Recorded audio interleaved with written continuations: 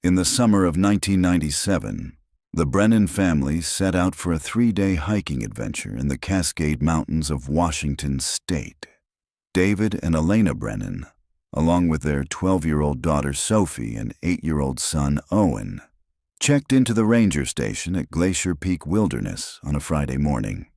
They were experienced hikers, well prepared, and excited for their annual family trip. But by Monday, when they failed to return, search and rescue teams found only their abandoned campsite.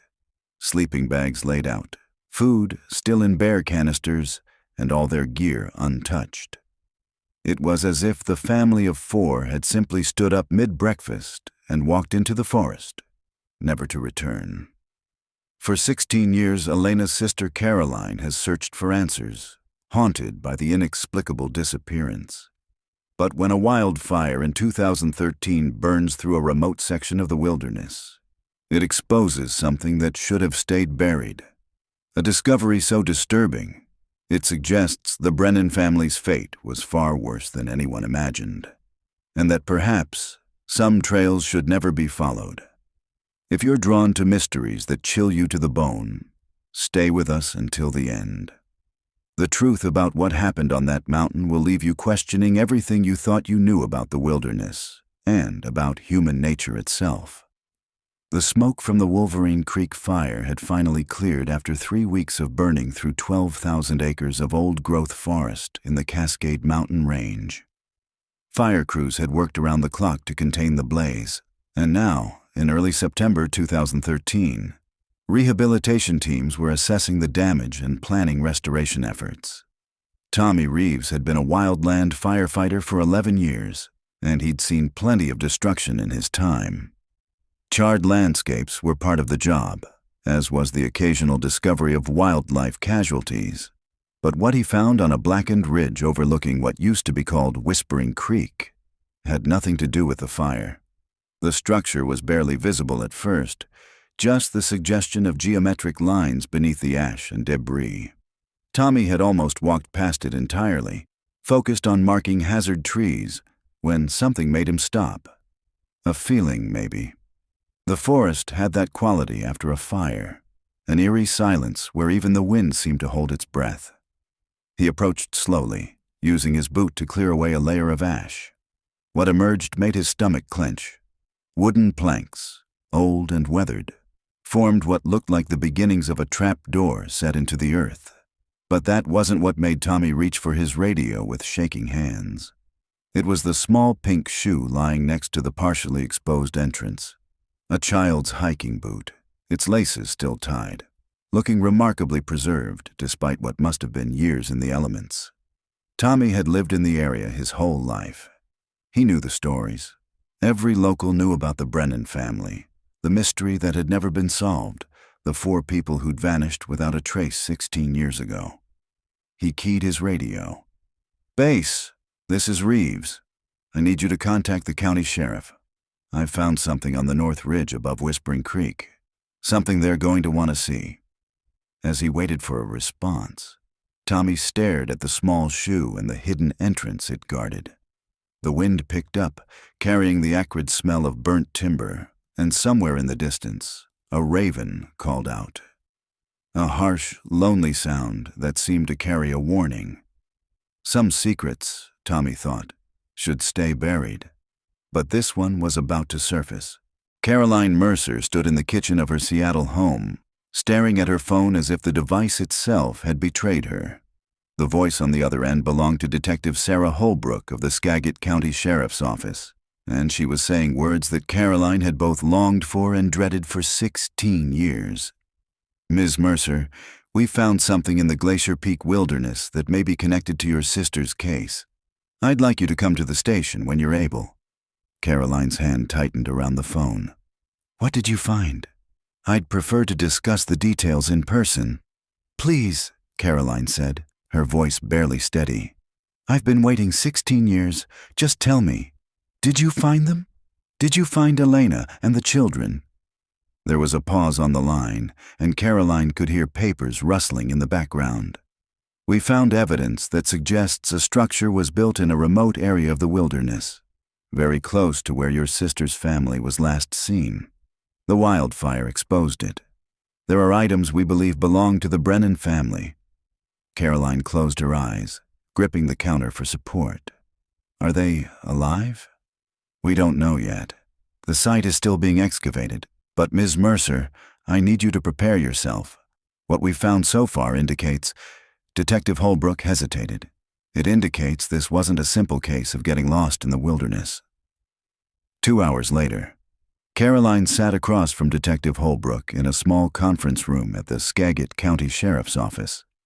The detective was in her early 40s, with sharp eyes and an expression that managed to convey both professionalism and genuine sympathy. "Thank you for coming so quickly," Detective Holbrook said, sliding a folder across the table.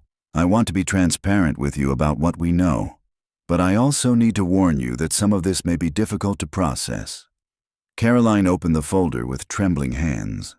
Inside were photographs of a burned forest landscape. In several images, she could make out the remains of what looked like a wooden structure built into the side of a hill, almost like a root cellar or bunker. "This was found approximately 2 miles from the campsite where your sister's family was last seen in 1997, Detective Holbrook explained. "The structure was deliberately concealed and would have been nearly impossible to find under normal circumstances. The fire burned away decades of overgrowth." Caroline studied the photographs. "What is it? Some kind of shelter?" "We're still determining that. But Ms. Mercer, we found personal belongings inside. A child's backpack with the name Sophie Brennan written on the tag. Clothing that appears to match descriptions from the original missing persons report, and—" The detective paused. "We found a journal. It belonged to your sister." Caroline's breath caught. Elena kept a journal. It appears she wrote in it after the family disappeared. The entries are disturbing. She describes being held captive with her children, being moved between locations in the wilderness. Detective Holbrook leaned forward.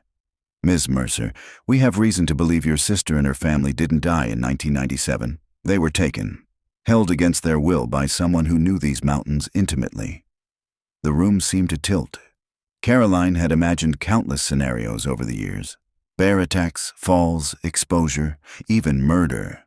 But kidnapping, captivity, in the middle of the wilderness. "That's impossible," Caroline whispered. "The search teams covered miles. They had helicopters, dogs. How could someone hide 4 people?" "These mountains are vast," Detective Holbrook said quietly. "And there are people who live off the grid, people who know places even experienced rangers don't know about. We're looking into individuals who were in the area in 1997, anyone with a history of wilderness survival skills or suspicious behavior." Caroline's mind raced back to that summer, to the last conversation she'd had with Elena. They'd spoken on the phone the night before the hiking trip. Elena had been excited, talking about teaching Sophie to identify bird calls and letting Owen practice with his new compass. There had been no fear in her voice, no premonition of danger. "The journal," Caroline said, her throat tight. "What else did it say?" Detective Holbrook's expression grew more guarded. "The entries are fragmentary. Your sister was clearly under extreme stress. She mentions a man she refers to only as the shepherd. She describes being moved through underground passages, being kept in darkness. She talks about trying to protect the children, about David attempting to escape." "Attempting?" Caroline's voice cracked. "There's an entry from approximately 3 months after the disappearance. Your sister writes that David was caught trying to lead the children out through a tunnel. She doesn't describe what happened to him after that, but—" Detective Holbrook met Caroline's eyes. "Her subsequent entries only mention the children. David isn't referenced again." Caroline felt tears burning behind her eyes, but she forced them back. She'd learned long ago that grief was a luxury she couldn't afford. Grief meant accepting they were gone. Instead, she'd chosen anger, obsession, the relentless pursuit of answers. "How long do the entries continue?" she asked. "The last dated entry is from December 1997, 6 months after the disappearance. But there are undated entries that appear to have been written later, The handwriting becomes less steady, more erratic. Your sister writes about illness, about the children growing weaker, about something she calls the feeding time, and the lessons. Caroline's stomach turned. What does that mean? We don't know yet. The journal is with forensic analysts. We're hoping to extract more information, possibly find fingerprints other than your sister's. Detective Holbrook pulled out another photograph. There's something else. In the last pages of the journal, your sister drew a map. The photograph showed a hand-drawn sketch on lined paper. Caroline recognized Elena's handwriting immediately. The same careful printing she'd used since childhood. The map depicted what looked like a series of connected chambers or rooms, with notations like entry point, water source, and deepest chamber. We believe this is a map of the underground structure where they were held, Detective Holbrook said. We've already sent a team to begin exploring the site, using this as a guide. It's possible there are remains. She stopped herself. It's possible we'll find more answers. Caroline stared at the map, her sister's final act of desperate documentation. You think they're dead? I think we need to prepare for that possibility. But until we have concrete evidence, we're treating this as an active investigation. Detective Holbrook closed the folder. I need to ask you some questions about your sister's life before the disappearance. Anything that might help us understand who could have targeted this family. For the next hour, Caroline answered questions she'd answered a dozen times before, but now with new purpose. She described Elena and David's marriage. Solid, loving, no enemies she knew of. She talked about the children, Sophie's love of nature photography, and Owen's collection of interesting rocks. She mentioned David's job as an architect, Elena's work as a substitute teacher, their quiet life in Bellingham. Was there anyone who showed unusual interest in the family? Detective Holbrook asked. Anyone who might have known about their hiking plans? Caroline thought back. Elena posted about the trip on an online hiking forum she frequented. She liked to get trail recommendations from other hikers. Detective Holbrook made a note. Do you remember which forum? Northwest Trails and Adventures, I think.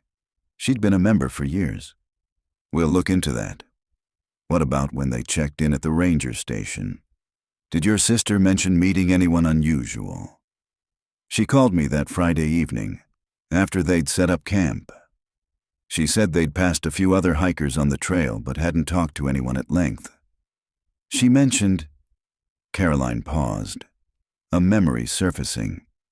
She said Owen thought he saw someone watching them from the trees while they were eating dinner. Elena dismissed it as Owen's imagination. He was 8, always seeing things. Detective Holbrook leaned forward. Did she describe what Owen saw? Just a man standing very still in the shadows. Elena said she looked but didn't see anyone. She figured it was the way the evening light played through the trees. The detective wrote something down, underlining it twice. Ms. Mercer, I want to be clear with you about something.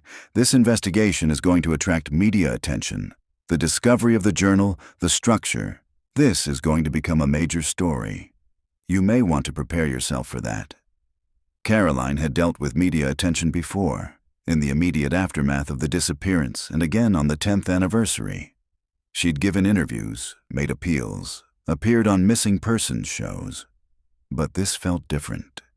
This wasn't speculation anymore. This was evidence of horror. I don't care about the media, Caroline said firmly. I only care about finding out what happened to my sister and her family. And if someone took them, if someone hurt them. Her voice hardened. I want them found. I want them to answer for what they did. Detective Holbrook nodded. That's what we all want. We're going to find the truth, Ms. Mercer, whatever it takes. As Caroline left the sheriff's office, stepping out into the cool September afternoon, she felt the weight of 16 years pressing down on her shoulders. She'd never given up hope, never stopped searching. She'd hiked every trail Elena had planned to take, posted on internet forums, hired private investigators with money she didn't have, and driven herself to the edge of madness with what-ifs. Now, finally, she had something concrete. A journal. A map. Evidence that her sister had survived, at least for a while. Evidence that something truly terrible had happened in those mountains. She got into her car and sat for a moment, staring at the mountains visible in the distance. The same mountains that had swallowed her sister's family whole. Somewhere up there, in the burned forest, the earth was giving up its secrets. Caroline pulled out her phone and called her husband. "Mark, they found something. Something bad. I'm going to need you to take the kids this weekend. I have to go up there. I have to see where they found her things." As she spoke, she didn't notice the pickup truck parked 3 spaces down, or the man behind the wheel watching her with intense, unblinking eyes. The man who'd been waiting 16 years for this day, knowing it would eventually come, knowing that fires cleanse, but they also reveal. He started his engine and pulled out of the parking lot, disappearing into traffic before Caroline ended her call. The drive to the Glacier Peak Wilderness took Caroline 3 hours, winding through increasingly remote roads until pavement gave way to gravel, and finally to a dirt access road marked with official vehicles. She'd left at dawn, unable to sleep after her meeting with Detective Holbrook, her mind cycling through images of Elena's journal and that haunting map. Yellow crime scene tape cordoned off a section of forest where the fire had burned through most intensely. Caroline parked behind a sheriff's SUV and approached the checkpoint, where a young deputy stood guard. "I'm Caroline Mercer," she said, showing the identification Detective Holbrook had given her. "I'm authorized to be here." The deputy checked his clipboard and nodded. "Detective Holbrook said you'd be coming. She's up at the site. Follow the marked path, about a quarter mile." The smell of burnt wood hung heavy in the air as Caroline made her way up the trail. Blackened tree trunks stood like sentinels, their branches reduced to skeletal fingers reaching toward a gray sky. In places, the fire had burned so hot that the earth itself looked scorched, turned to a surface of ash and char. She found Detective Holbrook standing with a forensic team near what remained of the hidden structure. In the daylight, Caroline could see it more clearly. A wooden framework built into the hillside, designed to look like a natural outcropping. Most of the wood had been consumed by the fire, but the earthen chambers beneath had survived, their openings now exposed like wounds in the ground. "Ms. Mercer," Detective Holbrook greeted her, stepping away from the team. "I appreciate you waiting until we processed the initial evidence before coming up here." "What have you found?" Caroline asked, unable to take her eyes off the dark openings in the earth. "Come with me, but I need to warn you. This is disturbing." They approached the largest of the exposed chambers. A ladder had been set up leading down into darkness, with generator-powered lights illuminating the space below. Caroline could see that the chamber had been carved out of the earth and reinforced with timber, creating a room roughly 15 feet square. "We believe this was the main living area," Detective Holbrook explained. "We found the journal here, along with blankets, some preserved food containers, and children's items. The person who built this knew what they were doing. The chambers were designed to maintain temperature and humidity, and to be virtually undetectable from the surface." Caroline peered down into the chamber. Even with the lights, there was something deeply unsettling about the space, the way it had been hidden from the sky, from help, from hope. "How many chambers are there?" she asked. "We've found 5 so far, connected by narrow passages. The map in your sister's journal indicates there should be 7. We're still excavating." Detective Holbrook paused. "Ms. Mercer, we found something in the deepest chamber. I need you to identify if you can." They moved to a smaller opening at the far end of the site. This entrance had been more carefully preserved by the forensic team, as if they were being especially cautious about what it might contain. A photographer was documenting everything before items were removed. "We found human remains," Detective Holbrook said quietly. "Adult male, based on preliminary assessment. The body was in a section of the chamber that collapsed, possibly decades ago. We won't have a positive ID until we run DNA tests, but..." She held up a sealed evidence bag. Inside was a watch, the band broken but the face still intact. "Do you recognize this?" Caroline took the bag with shaking hands. The watch was a Timex with a distinctive blue face and silver band. She'd been with Elena when Elena bought it for David on their 10th anniversary, just 2 months before the hiking trip. "That's David's watch," she whispered. "Elena had it engraved on the back. 10 years, forever to go." Detective Holbrook nodded solemnly. "We'll verify the engraving." "I'm sorry, Ms. Mercer. I know this isn't the outcome anyone wanted." Caroline stared at the watch, thinking about what Elena had written in the journal. David attempting to escape. David no longer being mentioned in later entries. Now she understood why. "He tried to save them," she said, her voice hollow. "He tried to get the children out, and whoever did this killed him for it." "That's our working theory. The collapse that buried him appears to have been deliberate. We found evidence of tools, of the ceiling being intentionally compromised." Detective Holbrook touched Caroline's arm gently. "Come sit down. This is a lot to process." They moved to a makeshift command station set up in a clearing, where Caroline sank onto a folding chair. One of the forensic team members brought her a bottle of water, which she accepted numbly. "What about Elena and the children?" Caroline asked. "Have you found any other remains?" "Not yet, but there are still chambers we haven't fully explored. The map indicates passages that go deeper into the hillside, and we've found evidence of cave-ins and flooding in some sections. It's going to take time." Caroline opened the water bottle but didn't drink. "Tell me about the journal. What else did Elena write?" Detective Holbrook sat down across from her, pulling out a tablet. "I've had the journal scanned so we could preserve the original. I can show you some of the entries if you think you're ready." "I need to know." The detective pulled up a scanned image. Caroline recognized Elena's handwriting immediately. Neat, controlled, so familiar it made her chest ache. The entry was dated August 3rd, 1997, 2 weeks after the family's disappearance. "Sophie keeps asking when we can go home. I don't know how to tell her that I don't know if we ever will. The shepherd says we're being prepared for something important, that we were chosen." David doesn't believe him. Every night after the shepherd leaves, David examines the walls, looking for weaknesses. He thinks there's a way out through the water tunnel, the one that floods when it rains. "I'm terrified he's going to try it and drown. I'm terrified we're all going to die down here in the dark." Caroline's vision blurred with tears. She was so scared. The entries continue in that vein for several weeks. Detective Holbrook said. She documents their daily routine. The shepherd would bring food and water, sometimes stay for hours talking about wilderness philosophy, survival of the worthy, things that suggest possible mental illness or a distorted belief system. Your sister tried to keep the children's spirits up, created games for them, told them stories. What happened to David? Caroline forced herself to ask. Detective Holbrook scrolled to another entry, dated September 15th, 1997. Your sister writes about David's escape attempt. It was late at night.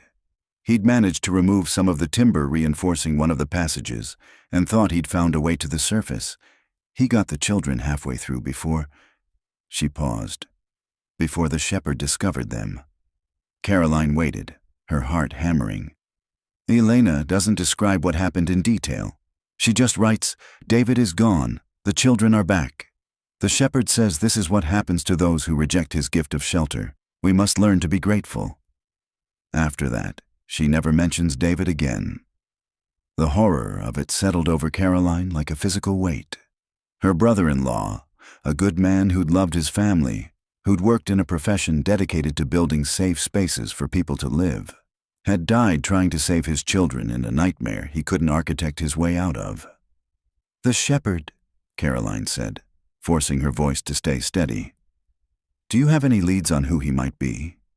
We're investigating several possibilities. We're looking at individuals who lived in this area in the 90s.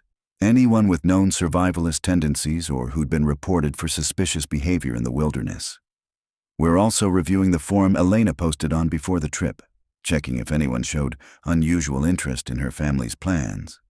Detective Holbrook set down the tablet. There's something else. In some of the later entries, your sister becomes less lucid. She writes about the lessons the shepherd was teaching, about how Sophie had to learn to be grateful, about how Owen wasn't adapting as well as the shepherd wanted. What does that mean? We're not entirely sure, but some of the phrasing suggests. Detective Holbrook chose her words carefully. It suggests the shepherd may have had specific plans for the children, educational or indoctrination purposes. Your sister writes about having to watch while Sophie was taken to the learning chamber, and how she could hear Owen crying from another section of the structure. Caroline pressed a hand to her mouth, fighting nausea. He was torturing them, psychologically torturing children. It appears that way, yes. A shout came from the excavation site. One of the forensic team members was waving urgently. Detective Holbrook stood immediately. "Wait here." But Caroline followed, unable to stay away. She reached the edge of the largest chamber just as a technician climbed up the ladder, his face pale. "We found another chamber," he said, slightly out of breath. "Behind a false wall in the deepest section. Detective, you need to see this." They descended into the underground structure, the temperature dropping noticeably as they went deeper. Caroline's claustrophobia kicked in. The walls seemed to press inward, the ceiling to lower with each step. How had Elena survived down here? How had the children coped with this darkness?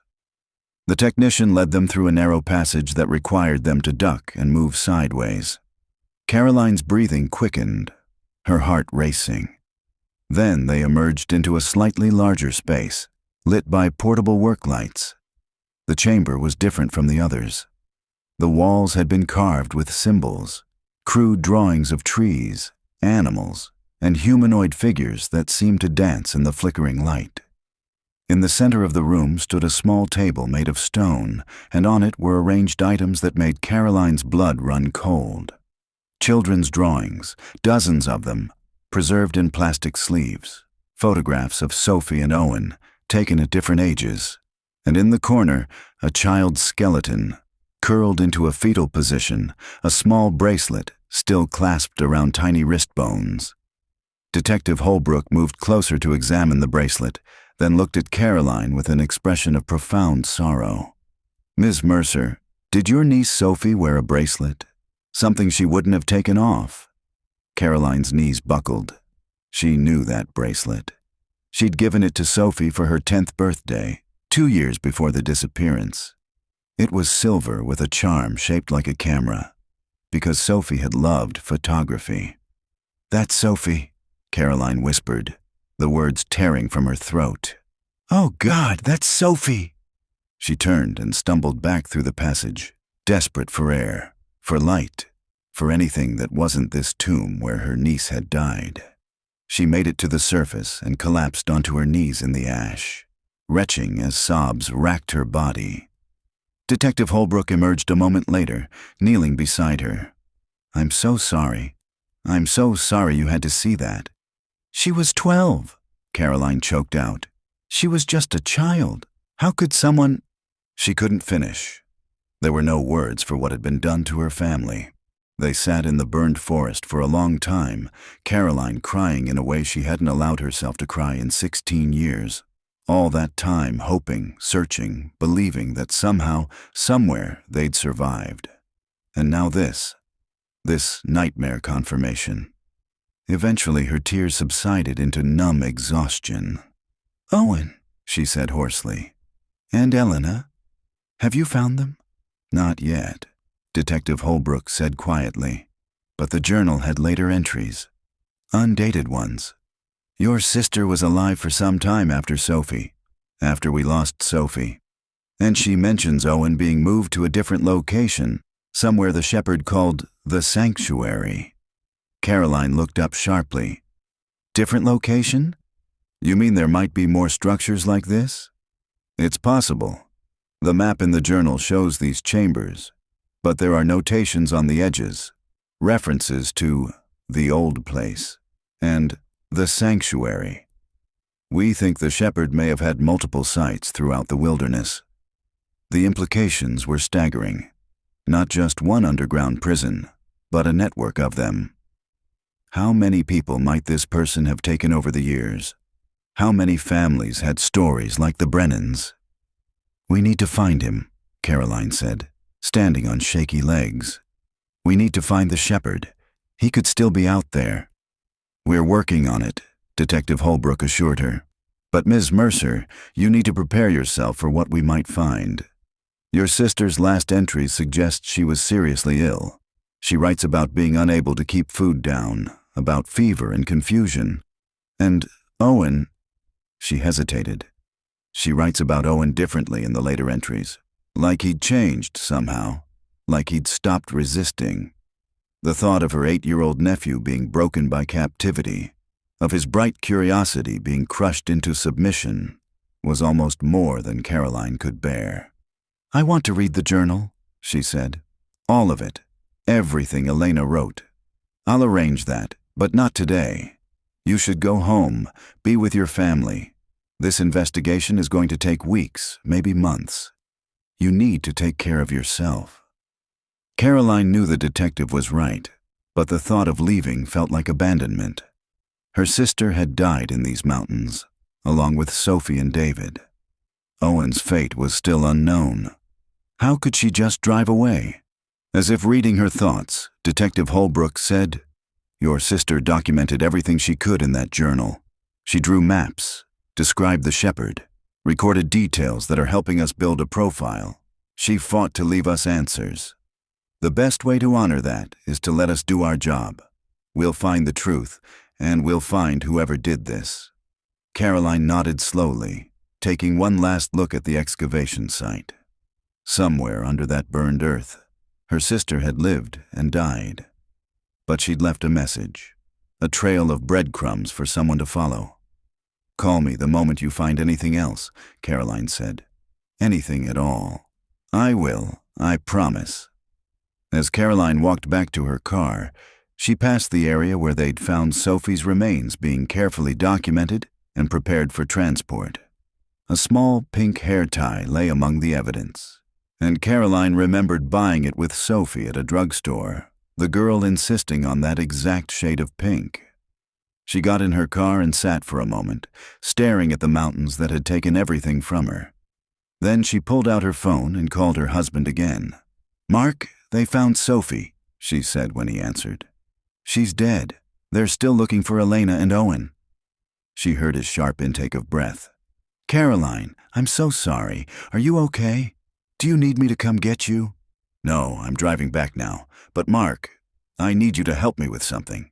I need to research everyone who was in this area in 1997. Hikers, guides, rangers, anyone.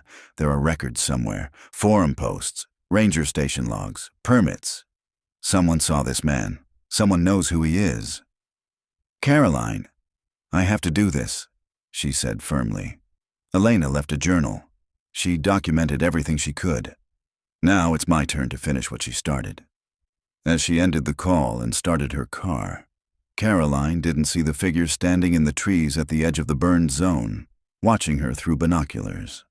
Didn't see him lower the binoculars and smile. The shepherd had been watching Caroline for 16 years, just as he'd watched Elena before her. Some people, he believed, were meant to find their way to him. They just didn't know it yet.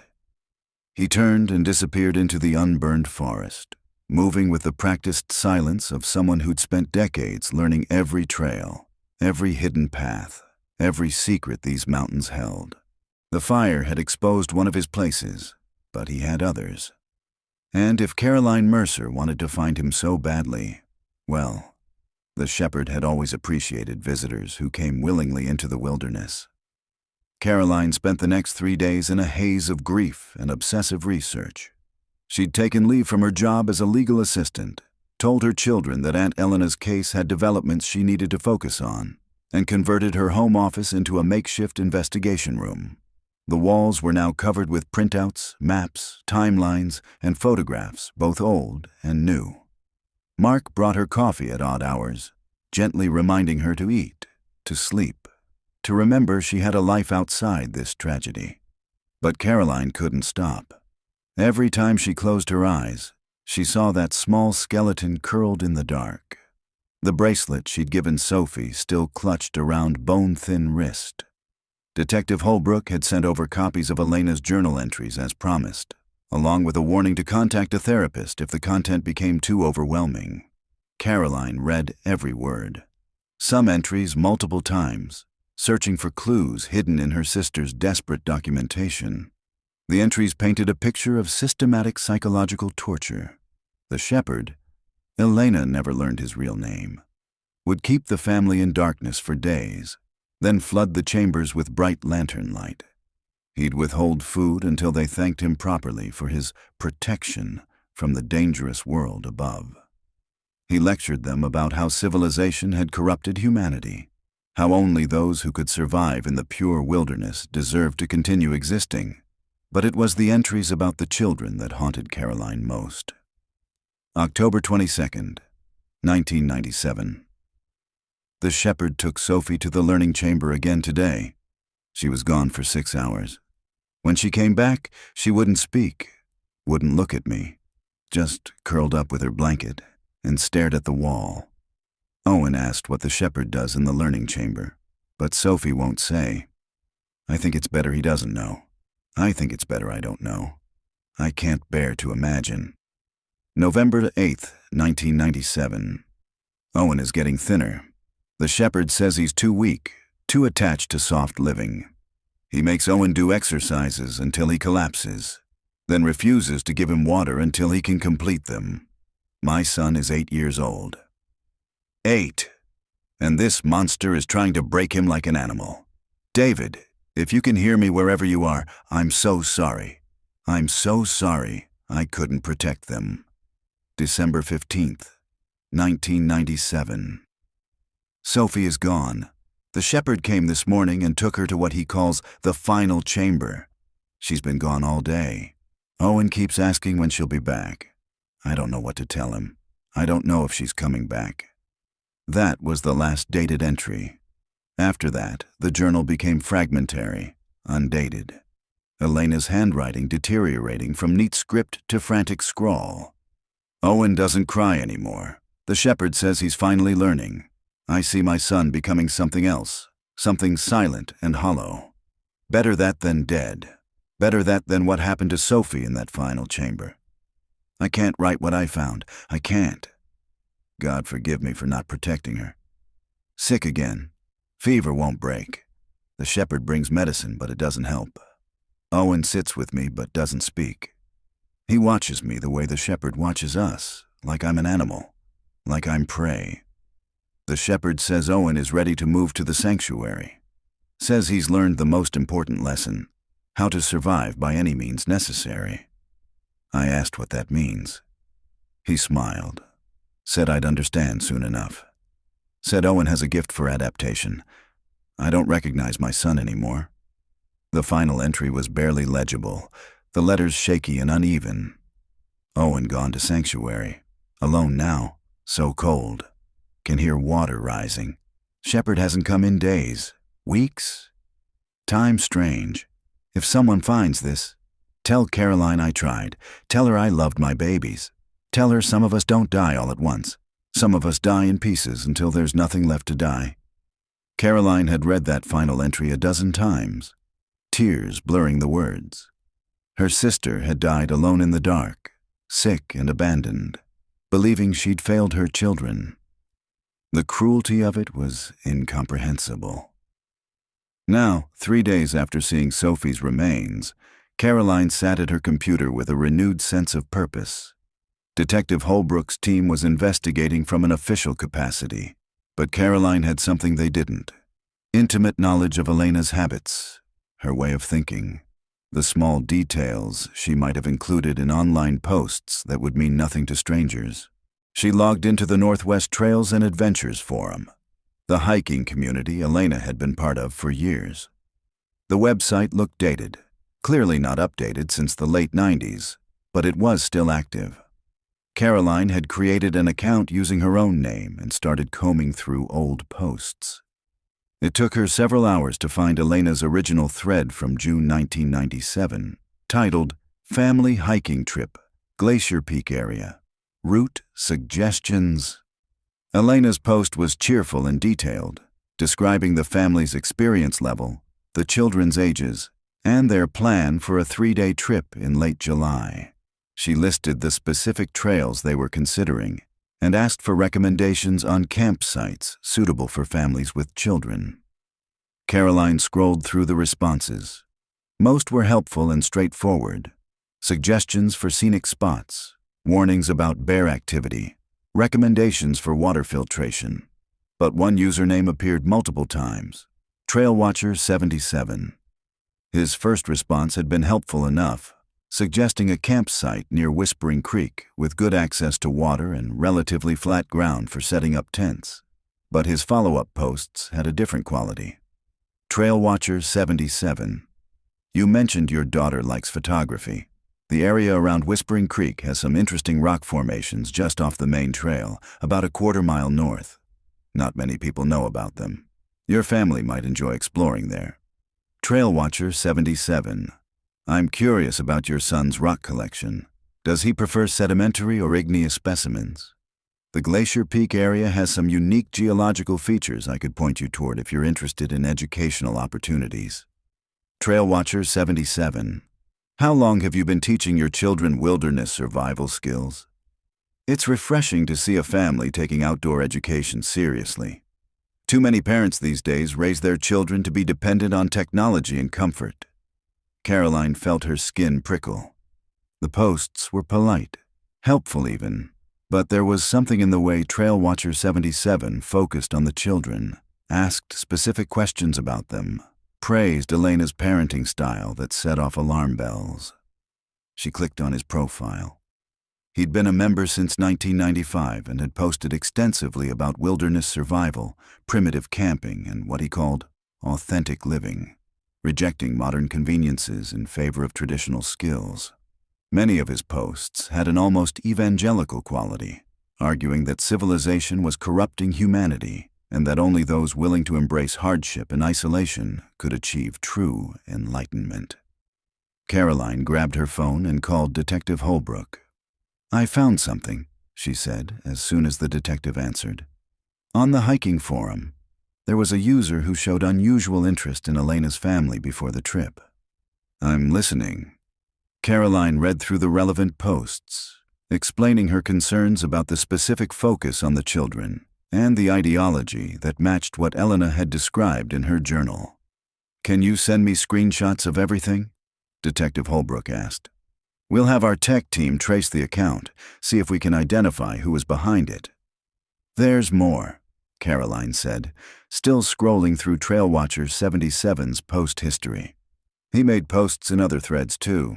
There's one from 1995 about a solo hiker who went missing in the North Cascades. He claimed to have information about what happened to her, but said he'd only share it with people worthy of understanding the wilderness's judgment. What was the hiker's name? Caroline checked the thread title. Rebecca Marsh. She was a 23-year-old woman from Oregon who disappeared during a solo backpacking trip. She heard typing on the other end of the line. Rebecca Marsh was never found, Detective Holbrook said. Her case is still open. Ms. Mercer, this could be significant. If the same person who posted as TrailWatcher77 was involved in multiple disappearances, then the Brennans weren't his only victims, Caroline finished. He could have been doing this for years. Send me everything you have. I'm going to contact the FBI. If this is a serial predator operating across multiple jurisdictions, we need federal involvement. After ending the call, Caroline continued digging through the forum. She found more threads where TrailWatcher77 had interacted with hikers planning trips to remote areas. Not all of them led to disappearances. Most people probably hiked their routes and returned home safely. But there were patterns.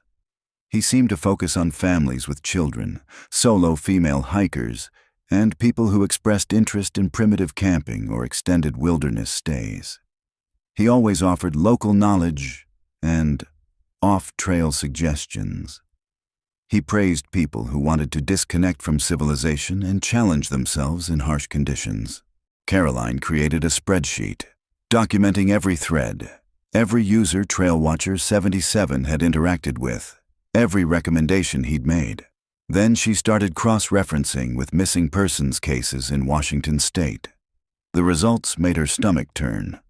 Between 1995 and 2000, 7 people who'd posted on Northwest Trails and Adventures had gone missing in the North Cascades.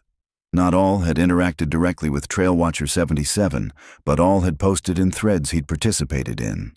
All had expressed interest in remote hiking or primitive camping, and none had ever been found. Caroline was so absorbed in her research that she didn't notice the time until Mark knocked softly on her office door. "Caroline, it's almost midnight. You need to get some sleep." She looked up, realizing her eyes were burning from staring at the screen. "Mark, I think I found him. I think I found the shepherd." He came into the room, looking at the wall covered in her research, the spreadsheet on her screen. "Did you tell the police?" "Yes, but I'm not done. There's so much information here, so many connections. If I can just—" "Caroline." He knelt beside her chair, taking her hands. "You're exhausted. You've barely eaten in 3 days. I know you need answers, but you're going to make yourself sick." She wanted to argue, but the concern in his eyes stopped her. "I just keep thinking about Elena down there in the dark, writing in that journal, hoping someone would find it. She left breadcrumbs for me, Mark. She knew I'd never stop looking. And you haven't. You've found crucial information that the police are acting on. But you can't do this alone, and you can't do it without taking care of yourself." Caroline nodded reluctantly. "Okay, I'll try to sleep." But after Mark left, she couldn't help taking one more look at Trailwatcher 77's profile. His last post was from September 2013, just weeks ago, right after the wildfire. Trailwatcher 77. Fires cleanse the forest, but also expose what was hidden. Nature has a way of revealing the truth when the time is right. Those who understand the wilderness know that some secrets are meant to surface. The post had been made 2 days before Tommy Reeves found the hidden structure. It was as if Trailwatcher 77 had known what the fire would reveal, as if he'd been waiting for it. Caroline's phone buzzed with a text from Detective Holbrook. Tech team traced the account. It was created using a public library computer in Bellingham. Different computers each time he posted. Smart. He knew how to cover his tracks, but we're reviewing library security footage from 1997. It's a long shot, but we might get lucky. Caroline texted back. His last post was right before the structure was found. He knew the fire would expose it. The response came quickly. "I saw that. We're working on the theory that he's still in the area, still monitoring the situation. Caroline, I need you to be careful. If this is who we think it is, he's dangerous and he's been evading capture for decades. Don't do anything on your own." Caroline sent a confirmation text, but couldn't shake the unsettled feeling creeping over her. Trailwatcher 77 had watched Elena online, had guided her family toward a specific campsite near his hidden structure. Had he watched them set up camp that Friday evening? Had he been the figure Owen saw in the trees? She pulled up Elena's forum posts again, reading them with new eyes. Her sister's enthusiasm for the trip, her gratitude for Trailwatcher 77's suggestions, her mention of the children's interests. All of it now felt like bait being taken by a predator. One detail caught her attention. In her final post before the trip, Elena had written, "Thanks everyone for the great suggestions. We're definitely checking out those rock formations Trailwatcher 77 mentioned. Owen is already packing his rock hammer. See you all when we get back." The rock formations a quarter-mile north of the trail. That was where the hidden structure had been found. Trailwatcher 77 had lured them directly to his trap. Caroline stood and walked to the window, looking out at the darkness. Somewhere out there, the man who destroyed her family was watching and waiting. He'd posted on the forum after the fire, which meant he was still monitoring it, still engaged with the hiking community. An idea formed in her mind. Dangerous, probably foolish, but potentially effective. She sat back down at the computer and created a new thread on the forum. Subject: looking for information about my sister's 1997 disappearance. My name is Caroline Mercer. In July 1997, my sister Elena Brennan and her family disappeared during a hiking trip in the Glacier Peak Wilderness. Recently, evidence has been found suggesting they were held captive. I'm trying to understand what happened to them. If anyone has information about unusual activity in that area during the late 1990s, or knew anyone who spent significant time in the remote sections of the North Cascades, please contact me. I'm particularly interested in connecting with Trail Watcher 77, who gave my sister hiking suggestions before her trip. Any information could help bring closure to my family. She included her email address and hit post before she could second-guess herself. Mark would be furious if he knew what she'd just done. Detective Holbrook would probably be angry too, but Caroline needed to do something active, something that might draw the shepherd out. If he was still monitoring the forum, he'd see her post. And maybe, just maybe, his ego or curiosity would compel him to respond.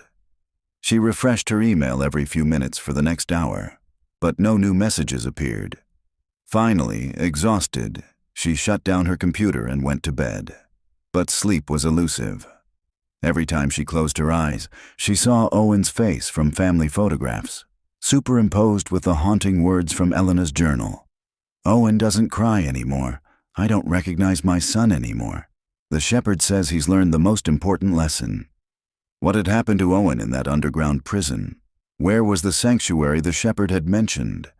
And, most disturbing of all, was it possible Owen was still alive somewhere? Caroline's phone buzzed on the nightstand. She grabbed it, expecting a message from Detective Holbrook about the forum post. Instead, it was from an unknown number. A text message with no words, just a photograph. The image showed a young man, probably in his early 20s, standing in a dense forest. He was thin, with dark hair and a hollow expression. He wasn't looking at the camera but staring off to the side, as if watching something in the trees. The photograph was dated. The timestamp in the corner read September 18, 2013, 3 days ago. Caroline's hands shook as she enlarged the image, studying the young man's features. She hadn't seen Owen since he was 8 years old, but there was something in the shape of his face, the set of his eyes, that reminded her of David. Could it possibly be? Another text arrived. Some children adapt. Some become something new. The wilderness teaches those willing to learn. Caroline called the number immediately, but it went straight to a disconnected message. She texted back, "Who is this? Is that Owen?" No response came. She forwarded the messages to Detective Holbrook with shaking fingers, then sat staring at the photograph until her vision blurred. If that was Owen, he'd survived. He was alive, but the hollow look in his eyes suggested that whatever he'd endured had fundamentally changed him. The shepherd had sent her this. She was certain of it. He'd seen her forum post and responded in his own way, showing her that he still had power, still had control over at least one member of her sister's family. Caroline didn't sleep at all that night. She sat in the darkness, studying the photograph, committing every detail to memory, and making a silent promise to Elena. I will find him. I will find your son. And I will make the shepherd answer for what he's done. Detective Holbrook arrived at Caroline's house at 7 in the morning, accompanied by an FBI agent named Marcus Torres.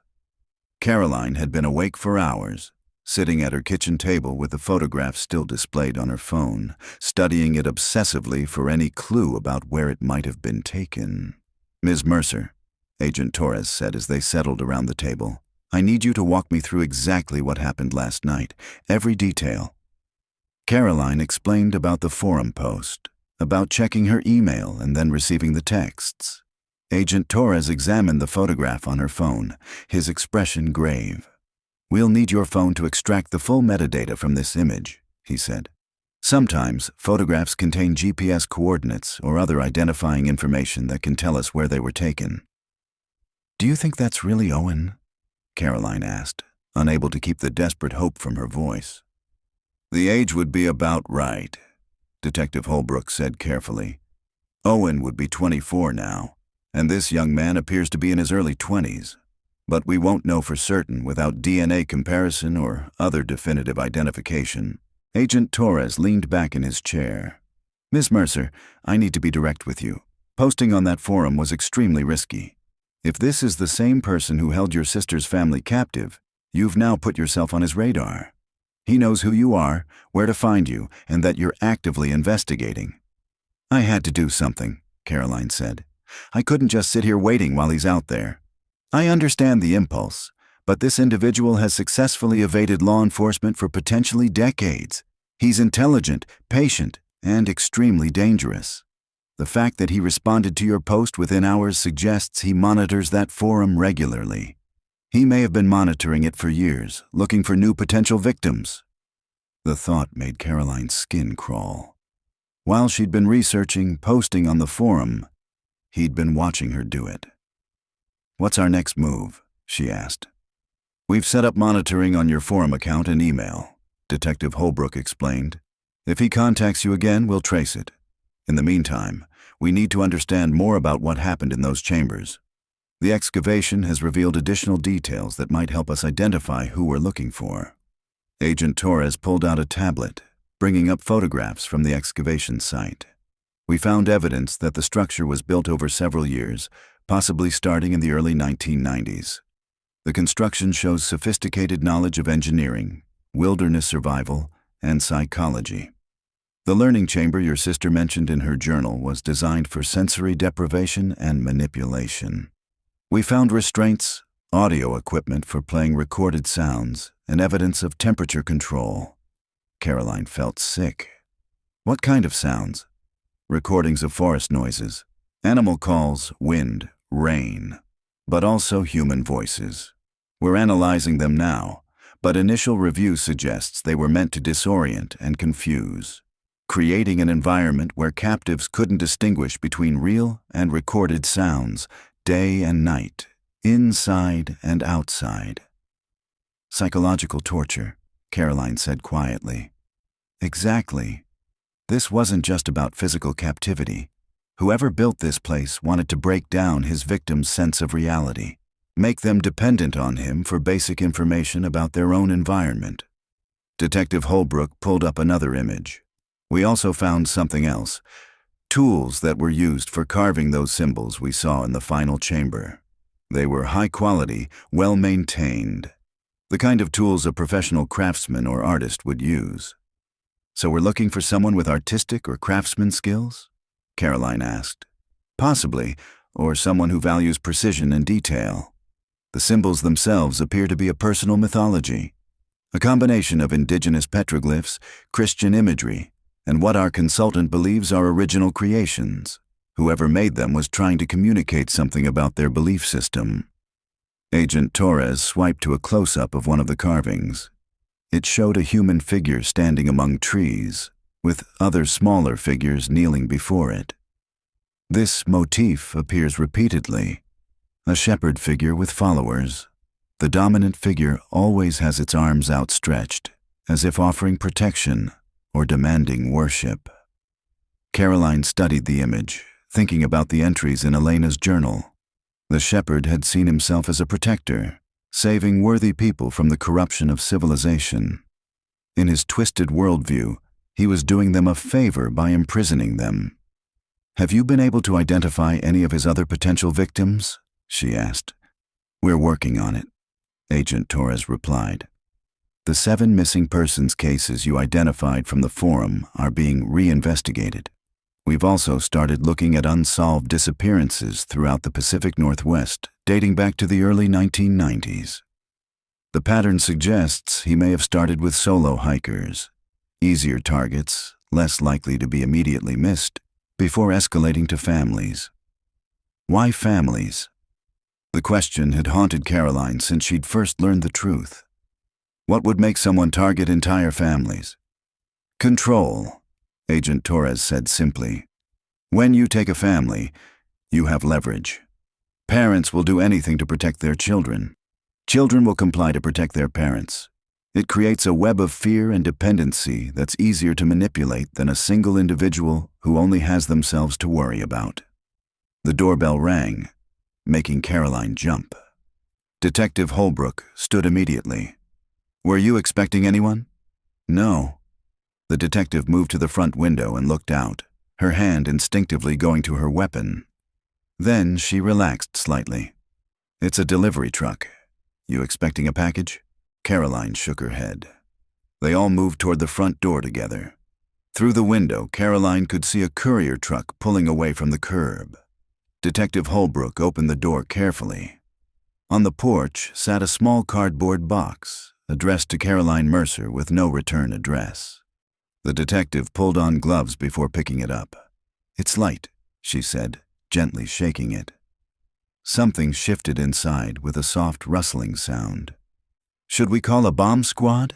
Caroline asked, suddenly terrified. "Let me check it first." Detective Holbrook produced a knife and carefully cut the tape, opening the box while Agent Torres stood ready. Inside, nestled in tissue paper, was a small item wrapped in plastic. The detective lifted it out carefully. Through the plastic, Caroline could see what looked like a child's toy, a small compass with a cracked face and a faded strap. "Owen's compass," Caroline whispered. "Elena gave it to him for Christmas the year before they disappeared. He took it everywhere."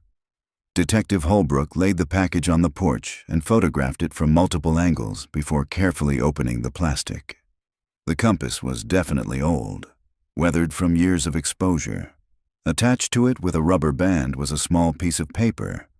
The note was handwritten in neat, precise letters. "He who loses his way in the wilderness can either perish or become wilderness himself. Owen chose wisely." "Will you?" Caroline's knees went weak. Mark, who'd been hovering in the doorway, caught her elbow. "What does that mean? Is he threatening you?" "It's an invitation," Agent Torres said grimly. "He's telling Ms. Mercer that Owen survived by adapting to captivity, by becoming what the shepherd wanted him to be. And he's challenging her to follow, to come looking for answers in the wilderness." "That's insane," Mark said. "Caroline, you can't seriously consider—" "We need to trace this delivery," Detective Holbrook interrupted, already on her phone. "Find out which courier service, where it was dropped off, everything." While she made calls, Caroline stared at Owen's compass. She remembered buying it with Elena at an outdoor supply store, remembered her nephew's face lighting up when he'd opened it Christmas morning. He'd spent hours teaching himself to use it, insisting on checking their direction every time the family went hiking. "He kept it all these years," she said softly. "Through everything that happened, somehow he kept this." "Or the shepherd kept it," Agent Torres said. "This could be a trophy. Many serial predators keep items from their victims."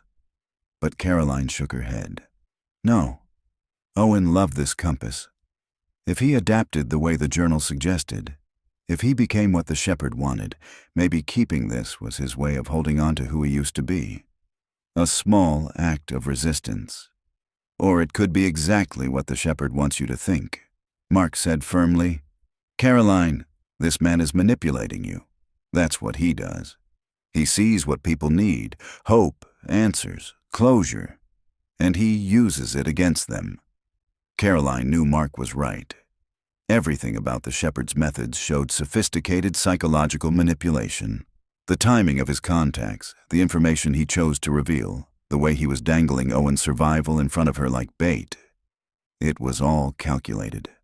But knowing that didn't make it any less effective. Detective Holbrook ended her call. The package was dropped at a courier service location in Everett yesterday afternoon. Paid for in cash, sender gave a fake name and address. The clerk remembers a man in his 50s or 60s, described him as average height, gray hair, wearing outdoor clothing and a baseball cap. Very polite, very unremarkable. "Security footage?" Agent Torres asked. "They're pulling it now. But if he's been doing this as long as we think, he knows how to avoid cameras." Caroline looked at the photograph on her phone again. Then at the compass. 2 messages in less than 12 hours. The shepherd was escalating, becoming more bold. Why? He's worried, she said suddenly. The fire exposed his structure. We found Elena's journal. He knows we're building a case against him. He's trying to control the narrative, stay 1 step ahead. Agent Torres nodded slowly. That's a good observation. He's moving from passive monitoring to active engagement. That could mean he's feeling pressured, but it could also mean he's preparing for something. Like what? Like relocating, destroying evidence, or... Agent Torres hesitated. Or finishing what he started. If Owen really is alive and has been with him all these years, the shepherd might decide it's too risky to keep him now that we're closing in.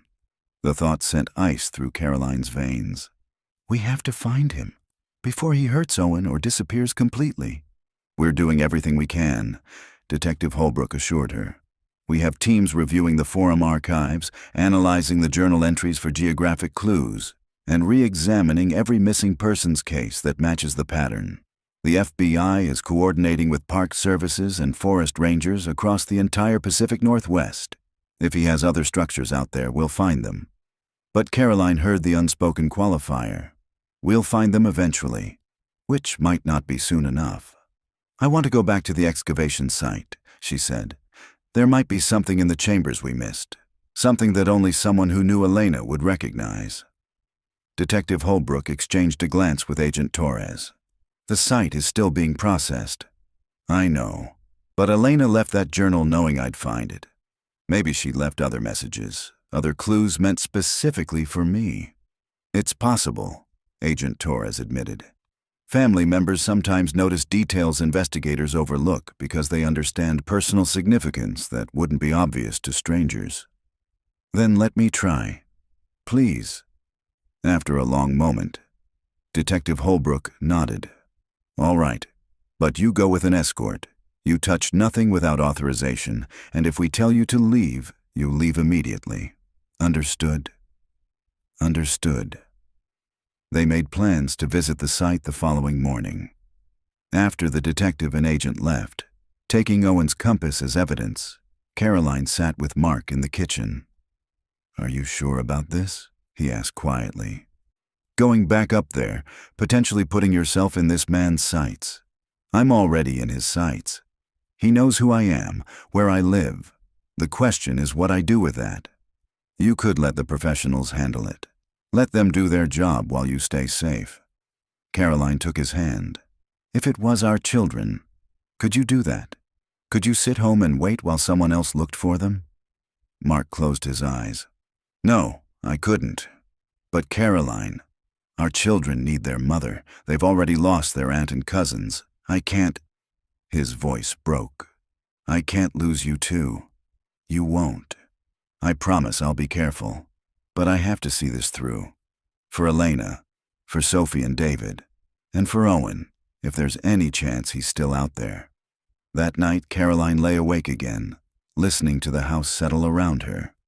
She thought about Owen at 8 years old, bright and curious, and so excited about his rock collection.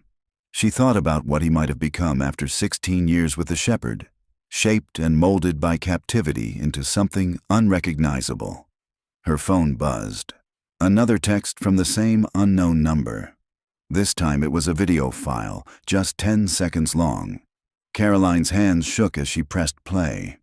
The footage showed a young man, the same one from the photograph, sitting at a rough wooden table in what looked like a cabin. He was carving something, his hands moving with practiced precision. The camera angle suggested whoever was filming was standing in a doorway, watching him. The young man looked up briefly, directly at the camera, before returning to his work. His expression was blank, almost serene.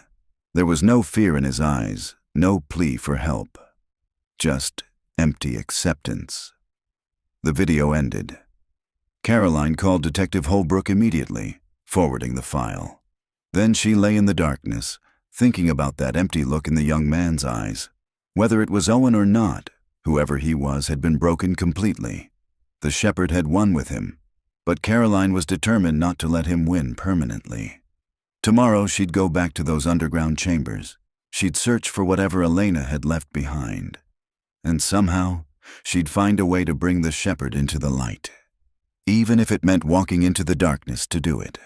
The drive to Glacier Peak Wilderness the next morning felt different than it had days earlier.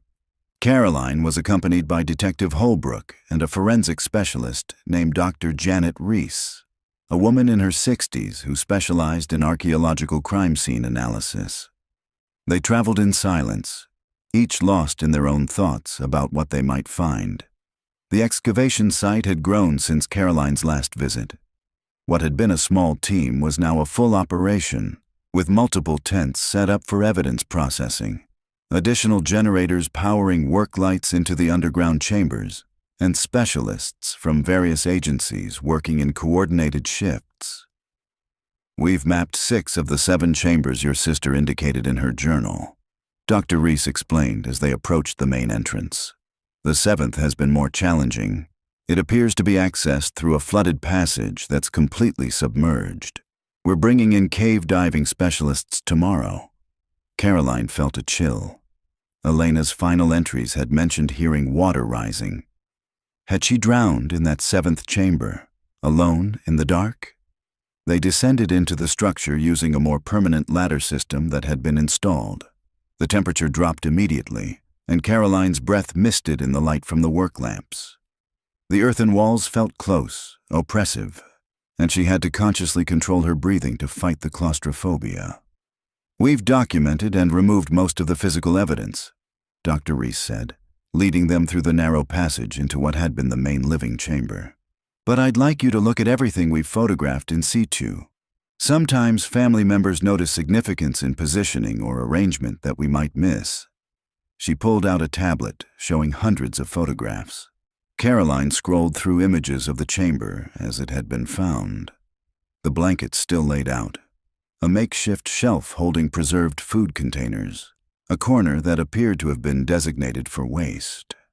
One photograph made her stop. In the corner of the chamber, scratched into the earthen wall at child height, were tally marks, hundreds of them, organized in groups of 5. "How many?" Caroline asked, her voice barely audible. Dr. Reese checked her notes. 347 marks. If each represents a day, that's nearly a year. Caroline thought about Sophie making those marks, counting days in the darkness, holding onto some measure of time when everything else had been stripped away. The final mark was incomplete, just 4 scratches instead of 5, as if Sophie had made it in the morning and never returned to complete it. "There's something else I want to show you," Detective Holbrook said, leading Caroline to the chamber where they'd found Sophie's remains. The skeleton had been carefully removed, but the space still held evidence of the horror that had occurred here. "Look at the drawings," the detective said, pointing to the walls. Caroline had noticed them during her first visit, but she'd been too overwhelmed to study them closely. Now, with more stable lighting, she could see details that had been hidden in shadow. Mixed in with the crude symbols carved by the shepherd were different drawings, lighter, more delicate, clearly made by a child's hand. They weren't carved, but drawn in charcoal. Sophie had sketched birds, trees, mountains, and in one corner, barely visible, was a drawing of 4 stick figures holding hands.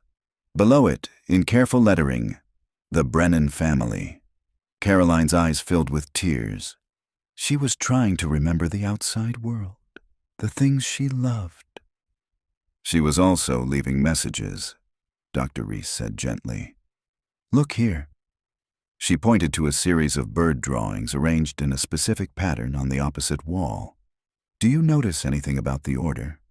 Caroline studied them. There was a robin, then an eagle, then a duck, then Redbone, she whispered, the first letters of each bird. Red-winged blackbird, eagle, duck, barn owl, owl, night heron, egret. Redbone was Sophie's middle name. Exactly. She signed her work, but in a way only someone who knew her would understand. Dr. Reese pulled up more photographs. There are other patterns. Here she drew 23 flowers. Your sister's birthday was the 23rd, correct? March 23rd, Caroline confirmed, amazed at her niece's resilience. Even in this nightmare, Sophie had found ways to maintain her identity, to communicate. "We believe she was trying to leave a record," Detective Holbrook said. "If she couldn't escape, she could at least ensure that someone would eventually know she'd been here, who she'd been." They spent another hour reviewing photographs, with Caroline identifying details that meant nothing to the investigators but everything to her.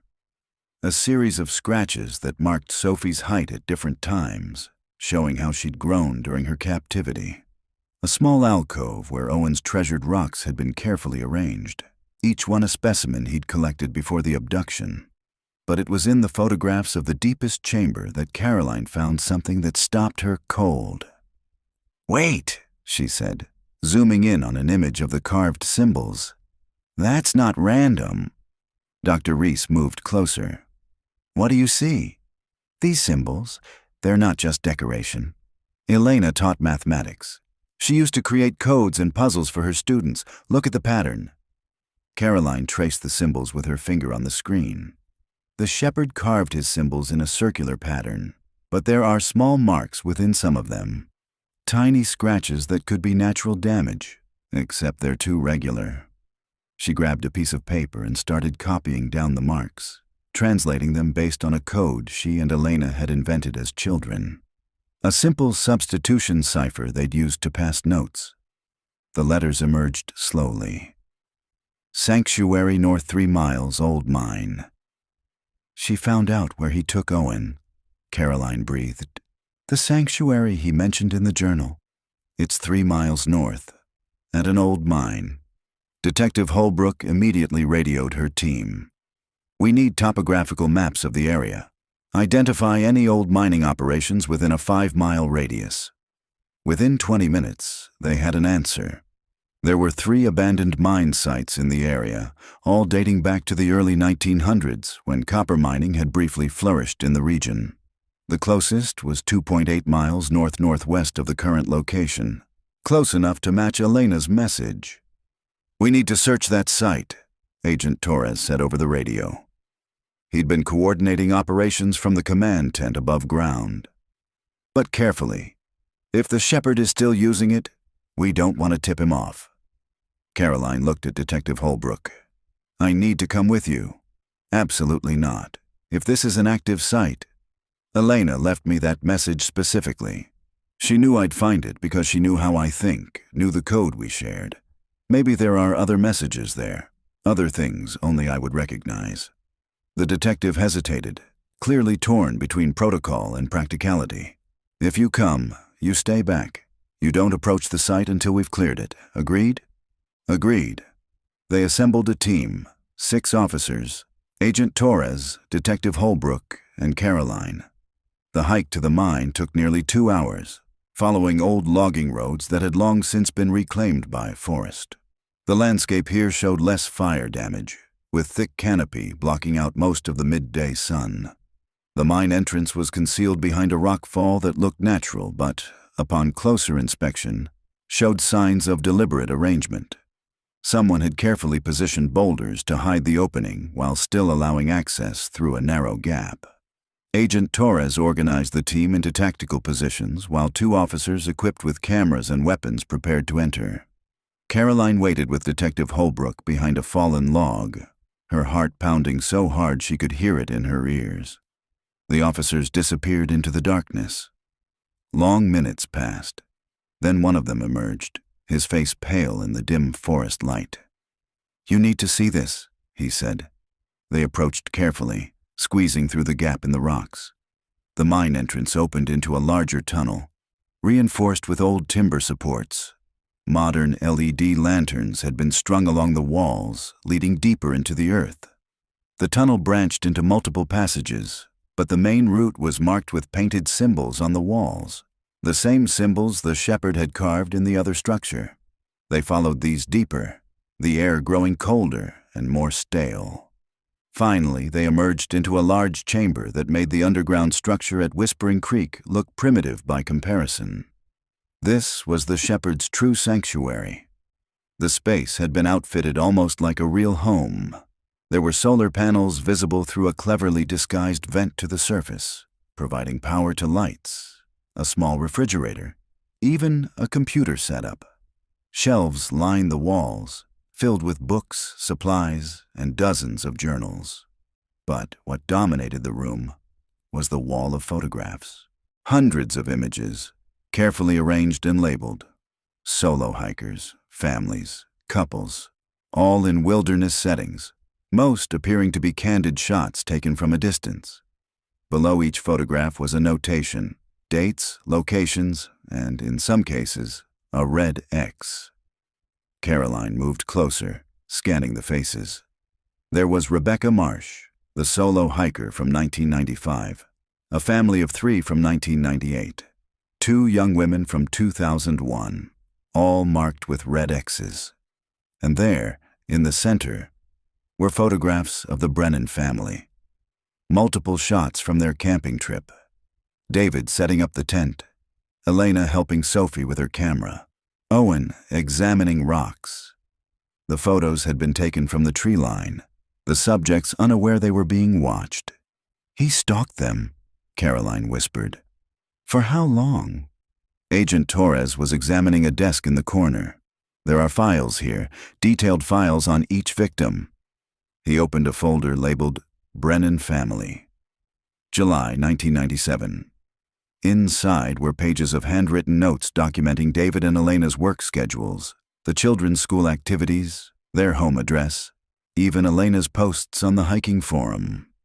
The shepherd had been watching the family for months before the abduction, learning everything about them. Detective Holbrook found something else, a map on the wall showing the Cascade Mountain Range with multiple locations marked. There are at least 8 other sites indicated here. If each one is a structure like the others, he could have dozens of victims, Agent Torres finished grimly. Caroline was drawn to a newer section of the wall where more recent photographs were displayed. And there he was, the young man from the texted photograph, shown in various poses around what appeared to be this very chamber, cooking at a small stove, reading from one of the journals, sitting at the computer. The most recent photo was dated September 20th, 2013, 3 days ago. The young man was standing at the mine entrance, looking out at the forest with that same hollow expression. "Owen," Caroline breathed. "He's real. He's alive." But there was something else in the photograph that made her stomach turn.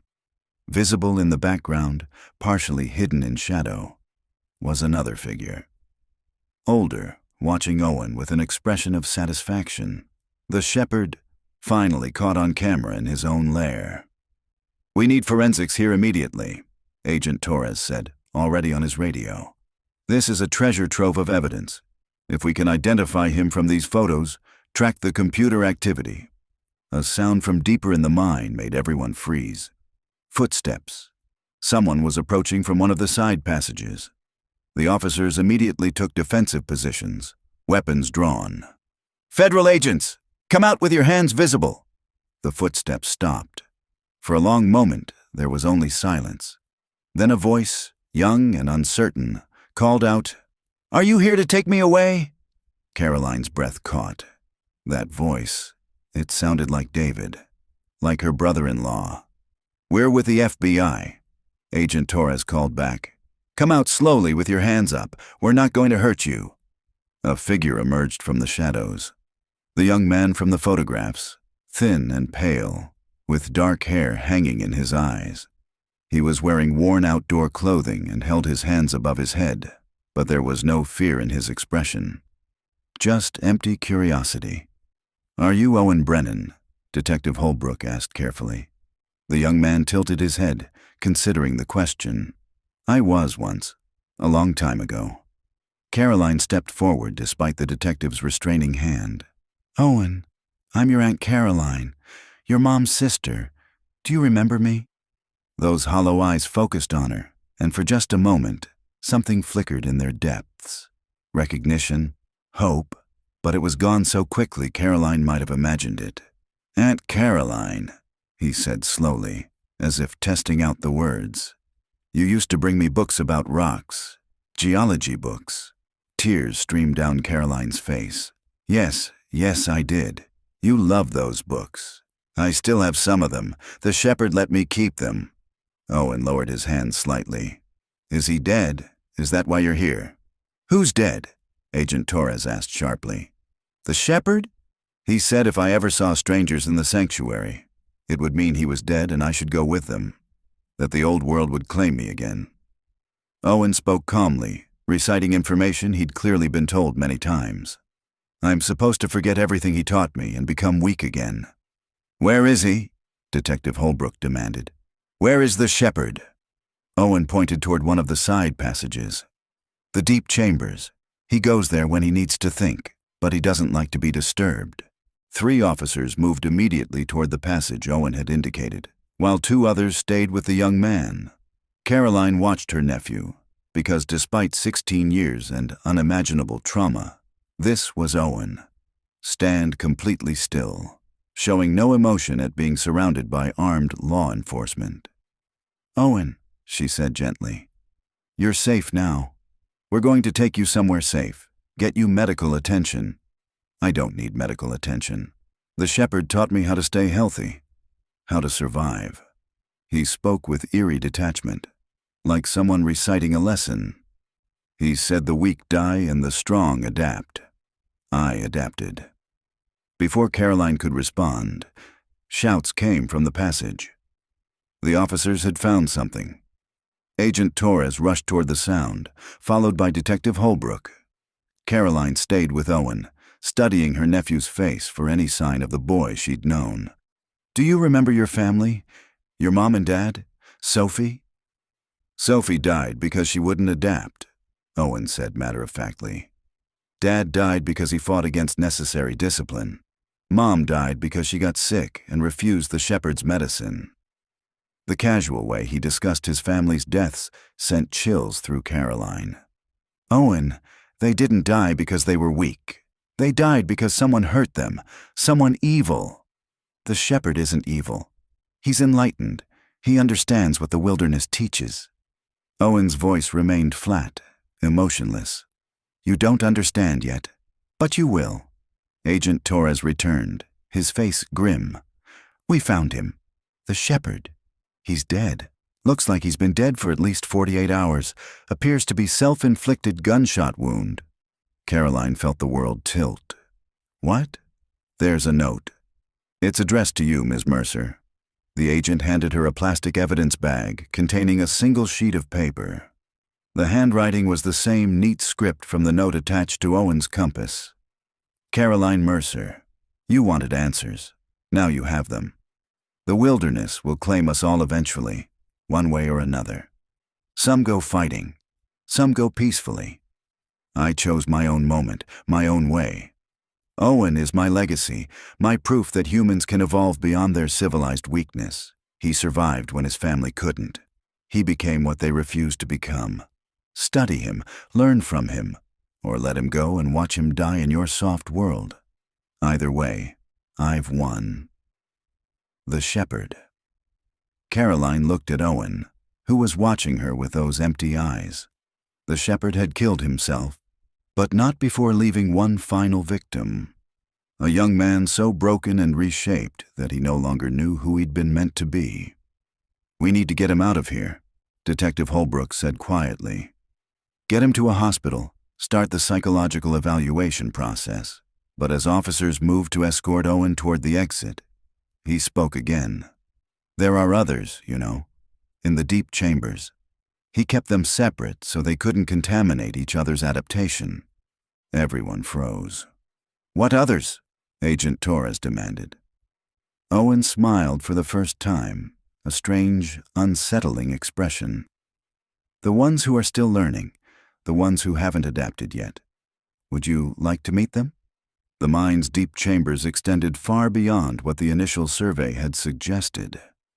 Owen led the team through a maze of passages with the confidence of someone who'd walked these routes countless times. Officers flanked him on both sides, but he showed no awareness of being guarded or any inclination to flee. How many others? Agent Torres asked as they descended deeper into the earth. Owen considered the question. 3 that are still alive. Maybe 4. The shepherd stopped bringing new students after the fire exposed his first teaching site. He said it was too risky, that we needed to perfect the ones already chosen. The casual reference to human beings as students made Caroline's skin crawl. She followed behind the main group, with Detective Holbrook staying close beside her. "You shouldn't be seeing this," the detective whispered. "Whatever we find down here, I need to," Caroline interrupted. "If there are survivors, if there are families still waiting for answers like I was, I need to bear witness." The passage opened into a larger chamber similar to the one where they'd found the shepherd's body. But this space had been divided into separate cells, each sealed with a heavy wooden door reinforced with metal bars. There were 5 doors total, 3 of which had padlocks securing them. "They're in there," Owen said, pointing to the locked doors. "The shepherd kept them separated. He said isolation accelerates adaptation. The ones who can endure solitude become stronger." Agent Torres approached the first door, which had a small window cut into the wood at eye level. He peered through, then stepped back quickly, his expression shocked. "There's someone in there. Young woman, appears to be in her 20s. She's alive but unresponsive." He moved to the next door. "This one has a man, older, maybe 30s. Same condition. Alive but catatonic." The third door revealed another young woman, but unlike the others, this one reacted to the window opening. She rushed forward, pressing her face against the bars, her eyes wild. "Please," she gasped, her voice hoarse from disuse. "Please get me out. He's dead, isn't he? I heard the gunshot days ago. He's dead and you found us, please." "Stand back from the door," Agent Torres said gently. "We're going to get you out.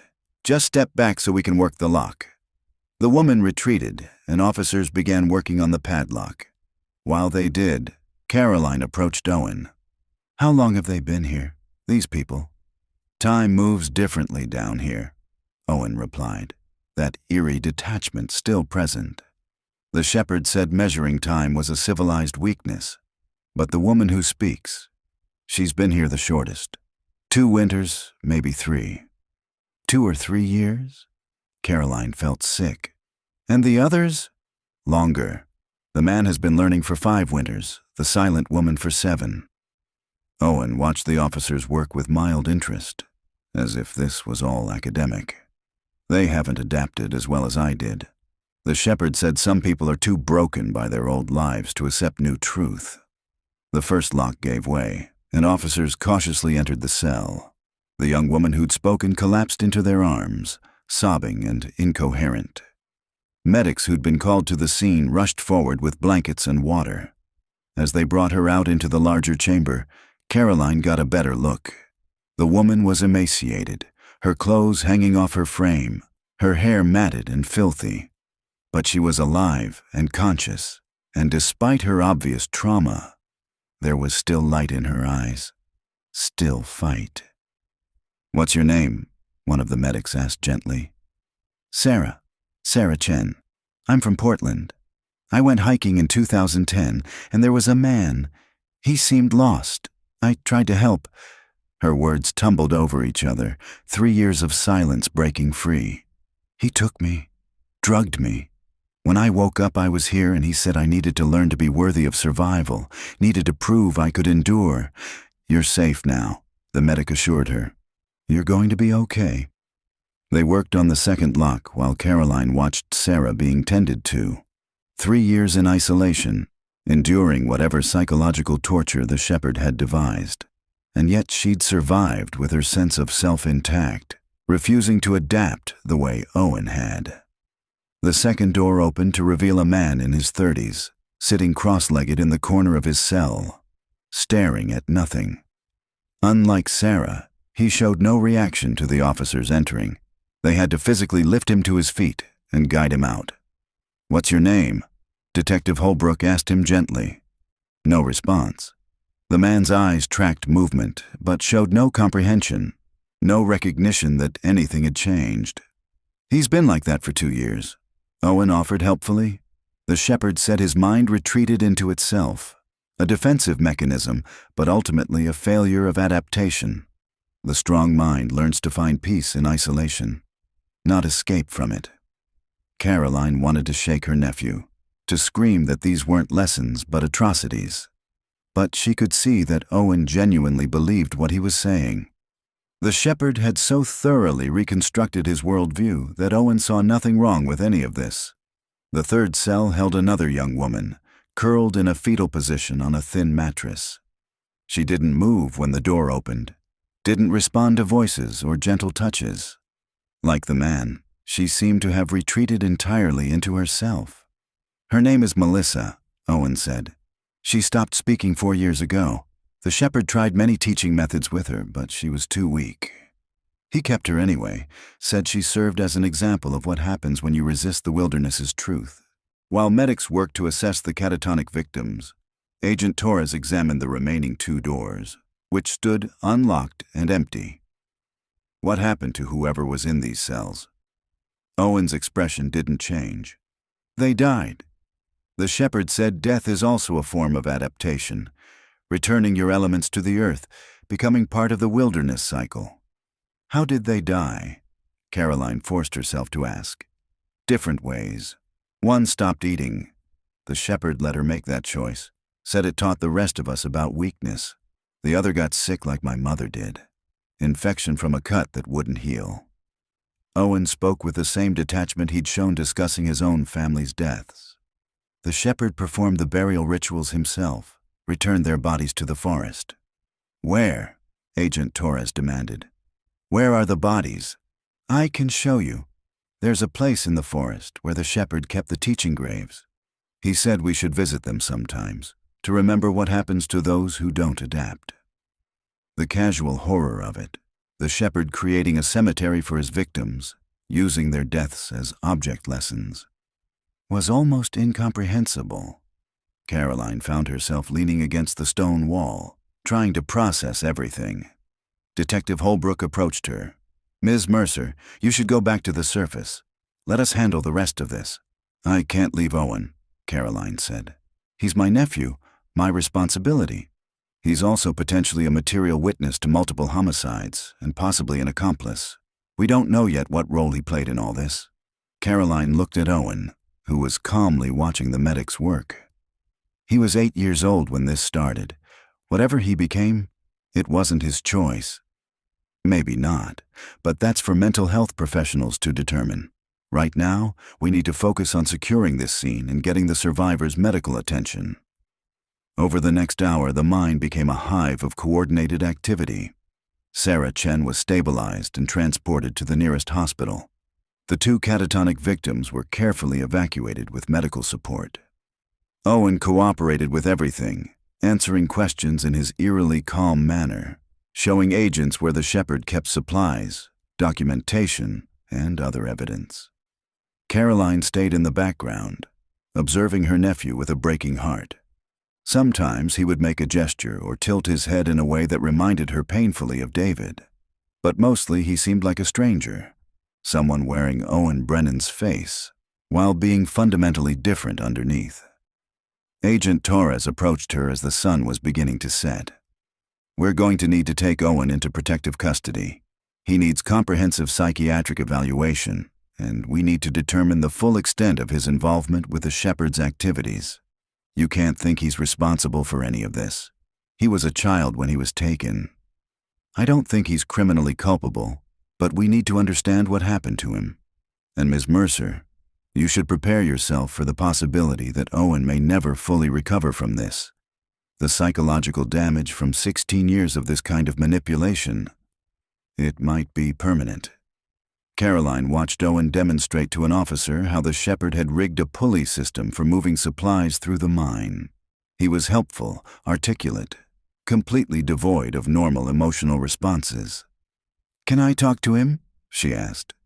"Before you take him?" Agent Torres considered, then nodded.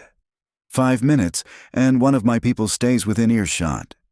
Caroline approached Owen, who was examining some of the journals the shepherd had kept. "Owen, can we talk?" He looked up, that hollow gaze settling on her. "Of course, Aunt Caroline." They sat on a bench carved from stone near the main chamber entrance. An officer positioned himself a respectful distance away, but clearly listening. "Do you remember your life before?" Caroline asked. "Before the shepherd took you?" Owen thought about this. "I remember pieces, like photographs in a book. I remember a house with blue shutters, a dog named Rocket, someone reading to me at bedtime." He paused. "But those memories feel like they belong to someone else, a different person who doesn't exist anymore. That person was you, Owen. That was who you were supposed to be. The shepherd said our old selves were weak, corrupted by civilization. He said I had potential because I was young enough to be reformed, to learn the truth about survival before the lies became permanent." Owen picked up one of the journals, running his fingers over the cover. "He wasn't cruel. He was teaching us. He cared about our development. He imprisoned you. He killed your family. He freed us from the weakness that would have destroyed us eventually. Dad was too proud, too attached to his civilized identity. Sophie was too emotional, couldn't control her fear. Mom was too soft, couldn't accept necessary hardship." Owen spoke as if reciting a catechism. "I survived because I was willing to become something better." Caroline felt tears streaming down her face. "Oh, Owen, what did he do to you?" For the first time, a crack appeared in Owen's facade. His hand tightened on the journal, and his voice wavered slightly. "He made me forget how to be afraid, how to hope, how to want anything except survival. And now," he looked at her with something that might have been confusion or might have been pain. "Now you're telling me that was wrong, that everything I learned, everything I became, was built on lies. But if that's true, then what am I? If I'm not who the shepherd made me, and I can't be who I was before, then what's left?" Caroline reached for his hand, but he pulled away. The brief moment of vulnerability was gone, replaced again by that empty calm. "The officers are going to take me somewhere," he said, standing. "Probably a hospital or facility where they'll try to fix me. But you can't fix what isn't broken. I adapted. I survived. That's what matters." "Owen, thank you for looking for us, Aunt Caroline, for not forgetting. Mom would have appreciated that." He turned to Agent Torres. "I'm ready to go now. I've shown you everything I know." As officers led Owen toward the mine entrance, Caroline sat on the stone bench and wept. She'd spent 16 years searching for her sister's family. She'd found them, or what was left of them. David dead in a collapsed tunnel. Sophie's small skeleton in a chamber of horrors. Elena expired from illness in the dark. And Owen, alive but so fundamentally damaged that the boy he'd been might as well be dead too. Detective Holbrook sat beside her, saying nothing, just offering silent support as Caroline grieved for all the deaths, both physical and psychological, that had occurred in these mountains. Eventually, Caroline's tears subsided. She wiped her face and looked at the detective. "What happens now? Now we document everything. We identify all the victims. We notify families. We try to understand the full scope of what the shepherd did over the years." Detective Holbrook paused. "And we try to help the survivors, including Owen, though that's going to be a long process. Can I see him, visit him while he's in treatment?" "That will be up to the psychiatrists. They'll need to determine what's best for his recovery." The detective's expression softened.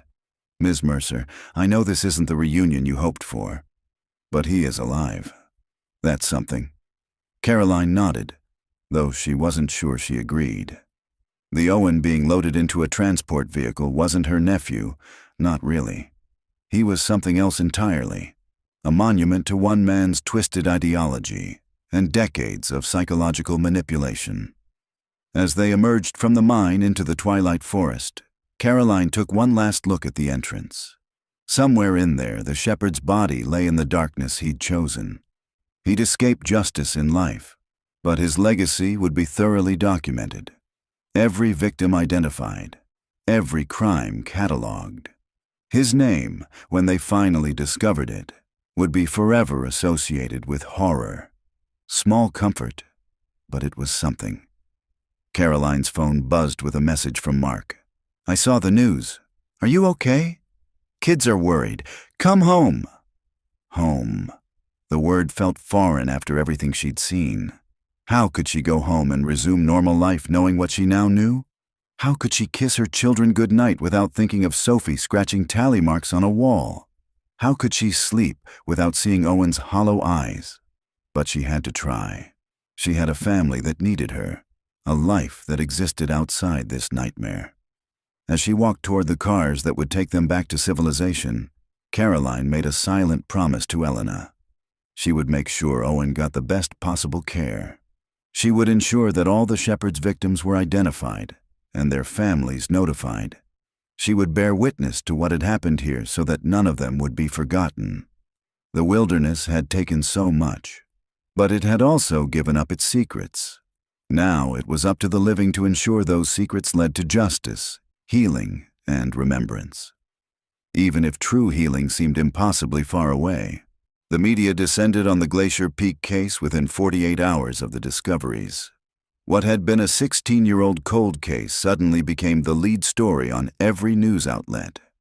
Caroline found herself besieged by reporters, camera crews camping outside her house, and endless requests for interviews. She declined them all. Instead, she spent her days at the FBI field office in Seattle, working with Agent Torres and his team to identify the Shepherd and catalog his victims. The man's true identity had proven surprisingly elusive.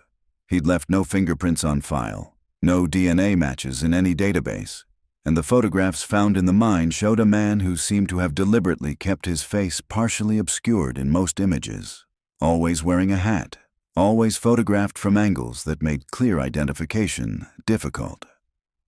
He was careful, Agent Torres explained during one of their daily briefings. Everything about his methodology suggests decades of planning and experience. The underground structures took years to build. The psychological manipulation techniques show sophisticated understanding of trauma bonding and learned helplessness. This wasn't someone who suddenly snapped. This was someone who'd been perfecting his approach for a very long time. They were in a conference room that had been converted into a command center for the investigation. One wall was covered with photographs of confirmed and potential victims. Another held maps showing the locations of the Shepherd's various sites throughout the Cascade Range. A third displayed evidence collected from the mine, journals, photographs, the detailed files he'd kept on each victim. Caroline had read portions of those files. They were clinical, detached, documenting each captive's progress toward what the Shepherd called adaptation. He'd rated them on various criteria: resilience, compliance, ability to endure isolation, acceptance of his teachings. Owen had been rated highest in nearly every category, with notes praising his exceptional malleability and complete psychological reformation. Reading those notes about her nephew felt like a violation, seeing him reduced to data points in a madman's experiment. "We've made progress on identifying him through other means," Detective Holbrook said, pulling up information on a laptop. "We tracked purchases of construction materials to remote locations over the past 20 years. Someone was buying significant quantities of timber, hardware, solar panels, all paid for in cash at different suppliers, but there's a pattern." She brought up a grainy photograph from a security camera at a lumber yard in Wenatchee, dated 2003. The image showed a man in his 50s loading timber into a pickup truck. He wore a wide-brimmed hat and had his face turned away from the camera, but his build and posture matched the partial images from the mine. "We cross-referenced this with sales records and found something interesting," Detective Holbrook continued. "The truck visible in this image has a partial plate number. We ran variations and found a vehicle registered to a property in rural Skagit County under the name Thomas Whitmore." Caroline's pulse quickened. "Do you think that's him?" "We're investigating the property now, but here's what makes it compelling. Thomas Whitmore doesn't exist in any records before 1990. No birth certificate, no school records, no employment history prior to that year. It appears to be an assumed identity." "So who was he before 1990? Caroline asked. Agent Torres pulled up another file. We're working on that. We've sent his DNA, collected from the mine, to genealogy databases. We're hoping for a familial match that might tell us his real identity. We're also analyzing his journals for any personal details he might have let slip. Caroline had spent hours reading those journals herself. They were filled with philosophical ramblings about wilderness survival, the corruption of modern civilization, and the shepherd's belief that he was performing a necessary service by preparing people for what he saw as society's inevitable collapse. But personal details were scarce. He referred to himself only as the shepherd, and wrote as if he'd sprung fully formed into his role, with no past before his mission began. There were hints, though. References to the failures of my first teaching suggested there had been earlier victims, possibly before he'd perfected his methods. Mentions of my own transformation in the wild implied he'd undergone some kind of personal trial that had shaped his ideology. And one particularly cryptic passage read, "The man I was died in these mountains 30 years ago. The shepherd was born from his ashes." If that was literal, it suggested the shepherd had experienced some kind of crisis or trauma in the wilderness in the early 1980s, something that had fundamentally altered him. "What about the teaching graves?" Caroline asked. "Has Owen shown you where they are?" Detective Holbrook's expression grew somber. "He has. We've located and exhumed 7 bodies so far, all in various stages of decomposition, all buried in shallow graves throughout the area. Owen was very helpful, described each burial in detail with no apparent emotional response." Caroline's stomach turned. 7 more victims. At least 7. Owen indicated there might be more he wasn't aware of, people the shepherd dealt with before Owen arrived, or in locations Owen wasn't taken to. Agent Torres pulled up photos of items recovered from the graves. "We're working on identifying the remains through DNA, dental records, and personal effects found with the bodies." One photograph showed a woman's driver's license, preserved in a plastic bag and buried with its owner. Rebecca Marsh, the solo hiker who disappeared in 1995, the one whose case Caroline had found in the Forum archives. "How many people do you think he took over the years?" Caroline asked quietly. "We're still determining that, but based on the evidence we've found, the patterns in missing persons cases, and the scope of his operation..." Agent Torres paused. "We're looking at potentially 30 to 40 victims over approximately 25 years. The number was staggering. 30 to 40 people, stolen from their lives, subjected to captivity and psychological torture, most of them dead and buried in unmarked graves. And the world had never known because the shepherd had chosen his victims carefully, often solo hikers or small groups whose disappearances could be attributed to natural wilderness dangers." "What about the survivors?" Caroline asked. "How are they doing?" "Sarah Chen is recovering physically at a hospital in Seattle. Psychologically, she has a long road ahead, but she's communicating, cooperating with therapists, and her family has been notified. They're flying in from Portland today." Detective Holbrook pulled up another file. "The 2 catatonic victims are more concerning. The man, who we've identified as Marcus Webb, missing since 2008, shows minimal responsiveness to stimuli. Doctors say it's possible he'll emerge from his dissociative state with proper treatment, but it could take months or years. The woman, Melissa Hartley, missing since 2006, is showing similar symptoms. Her prognosis is uncertain. And Owen." There was a heavy pause. Agent Torres exchanged a look with Detective Holbrook before answering. "Owen is at a secure psychiatric facility in Western Washington. He's compliant with evaluation, answers questions thoroughly, but shows what doctors describe as profound emotional blunting. He doesn't seem to understand why he's being held or what he's being treated for. From his perspective, he's perfectly healthy. He adapted, survived, became what the shepherd intended." "Can I see him?" Caroline had asked this question multiple times over the past 2 days. The psychiatric team needs more time to complete their initial assessment. They're concerned that visits from family might be destabilizing at this stage. He needs to establish a baseline relationship with his treatment providers before introducing complex emotional connections. Agent Torres's voice softened. I know that's not what you want to hear, but these doctors are specialists in severe trauma and captivity cases. They know what they're doing. Caroline nodded, though frustration burned in her chest. She'd spent 16 years searching for Owen, and now that she'd found him, she couldn't even speak to him. A knock on the conference room door interrupted them. A young analyst entered carrying a laptop. Agent Torres, the genealogy results came back. We have a familial match. Everyone straightened. The analyst set up the laptop, pulling up a family tree diagram. The DNA from the shepherd matches someone in the database at a level suggesting first cousins. The match is to a woman named Patricia Hendricks, who submitted her DNA 2 years ago trying to trace her family history. Where is Patricia Hendricks? Agent Torres asked. Spokane. We've already made contact. She's willing to talk to us. Within 3 hours, Caroline found herself sitting in on a video call with Patricia Hendricks, a woman in her early 60s with graying hair and a cautious expression.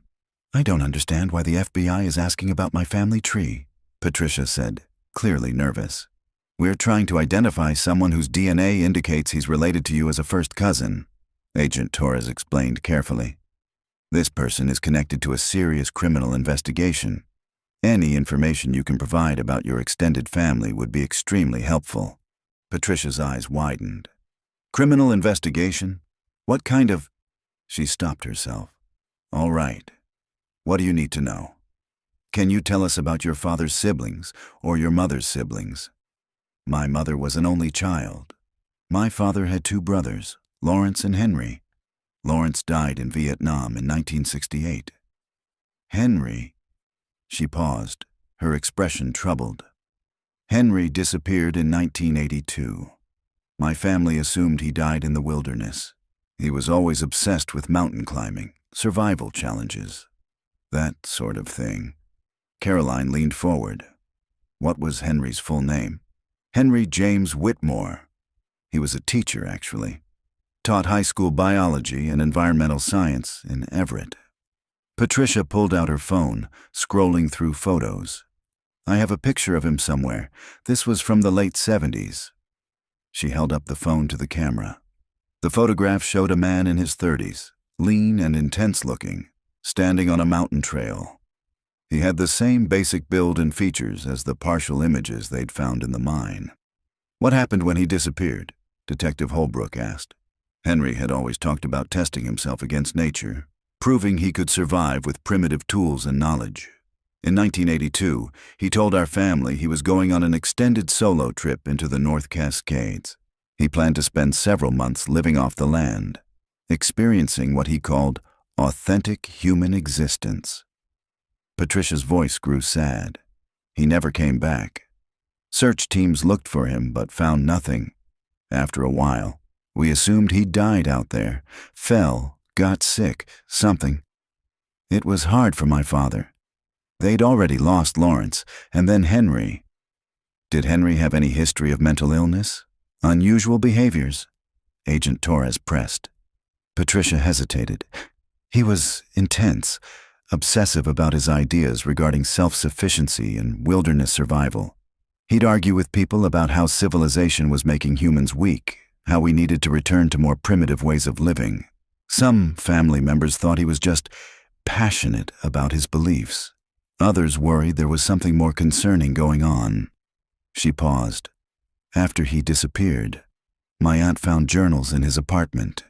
Disturbing stuff about purging weakness, testing worthiness, things that made her uncomfortable. She destroyed them rather than let anyone else see.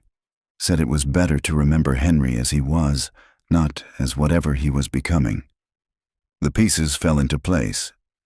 Henry James Whitmore had gone into the mountains in 1982, supposedly to test himself. But instead of dying or returning, he'd undergone some kind of transformation. The man I was died in these mountains 30 years ago. The shepherd was born from his ashes. He'd created a new identity, Thomas Whitmore, probably using his own surname but a different first name. He'd started building his underground structures, developing his methodology, and selecting victims. "Ms. Hendricks," Caroline said, her voice tight with emotion, "your cousin didn't die in the wilderness. He stayed there. And over the past 30 years, he kidnapped and murdered dozens of people, including my sister and her family." Patricia's face went white. "Oh my God. Henry, he was the one all over the news? The Cascade Shepherd?" "Yes, and we need to know everything you remember about him. Anything that might help us understand why he did this, or if there might be other locations he used." For the next 2 hours, Patricia shared everything she could remember about Henry Whitmore. His childhood fascination with wilderness survival, his college thesis on primitive human societies, his increasingly radical views about modern civilization, his identification with indigenous peoples' pre-contact lifestyles, his belief that most humans were corrupted beyond redemption, but that a few might be saved through proper teaching.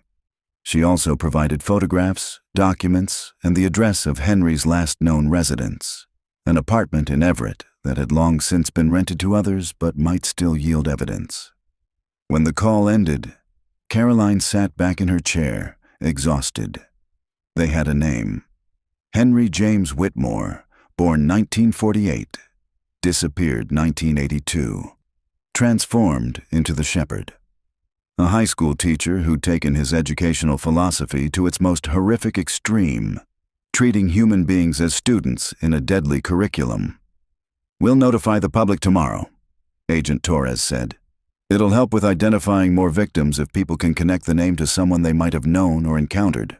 Caroline thought about Owen being raised by a former teacher, someone skilled in pedagogy and psychology. No wonder the shepherd had been so effective at reshaping an 8-year-old boy. He'd had professional training in how to influence young minds, and he'd twisted that knowledge toward evil purposes. "I need to tell Owen," Caroline said. "I need to tell him who the shepherd really was. Maybe knowing he was just a broken man with a fabricated philosophy, might help him start to break free from the indoctrination." "The doctors will determine the right time for that," Agent Torres replied. "But yes, eventually Owen needs to understand that the shepherd wasn't some enlightened guide. He was a mentally ill man who used his victims to act out his own trauma and delusions." As Caroline left the FBI office that evening, she felt a strange mixture of emotions. They'd identified the shepherd. They were finding his victims. The investigation was progressing exactly as it should. But Elena was still dead. Sophie was still dead. David was still dead. And Owen, while alive, might never fully recover. She drove home through Seattle's evening traffic, thinking about Henry Whitmore at 23, teaching high school students about ecosystems and adaptation. Had there been signs then of what he would become? Had students or colleagues noticed something off about him? Or had his transformation truly occurred in the wilderness? Some psychological break that turned an eccentric teacher into a serial predator? Mark was waiting when she got home, along with her children, 15-year-old Emma and 12-year-old James. They'd been shielded from the worst details, but knew their Aunt Elena's case had been solved, that their cousin Owen had been found. "Mom, is it true what they're saying on the news?" Emma asked. "About finding other people in the mountains?" Caroline sank onto the couch, suddenly exhausted. "Yes, honey, it's true. The man who took Aunt Elena's family had hurt a lot of people over many years." "Is Owen going to be okay?" James asked quietly. He'd been particularly affected by the news about his cousin, having been fascinated by the mystery his whole life. "I don't know yet. He's getting help from doctors who specialize in this kind of thing. We just have to hope that with time and treatment, he can heal." But even as she said it, Caroline remembered Owen's hollow eyes, his matter-of-fact descriptions of death and suffering, his complete lack of emotional response to being rescued. The doctors could try, but the damage might be too deep, too complete. That night, Caroline dreamed of the mine.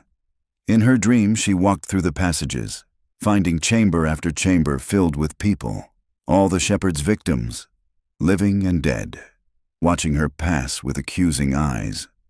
They didn't speak, but she heard their voices anyway, asking why it had taken 16 years to find them, why no one had come sooner. She woke gasping, her pillow damp with tears. Tomorrow they would announce the shepherd's identity.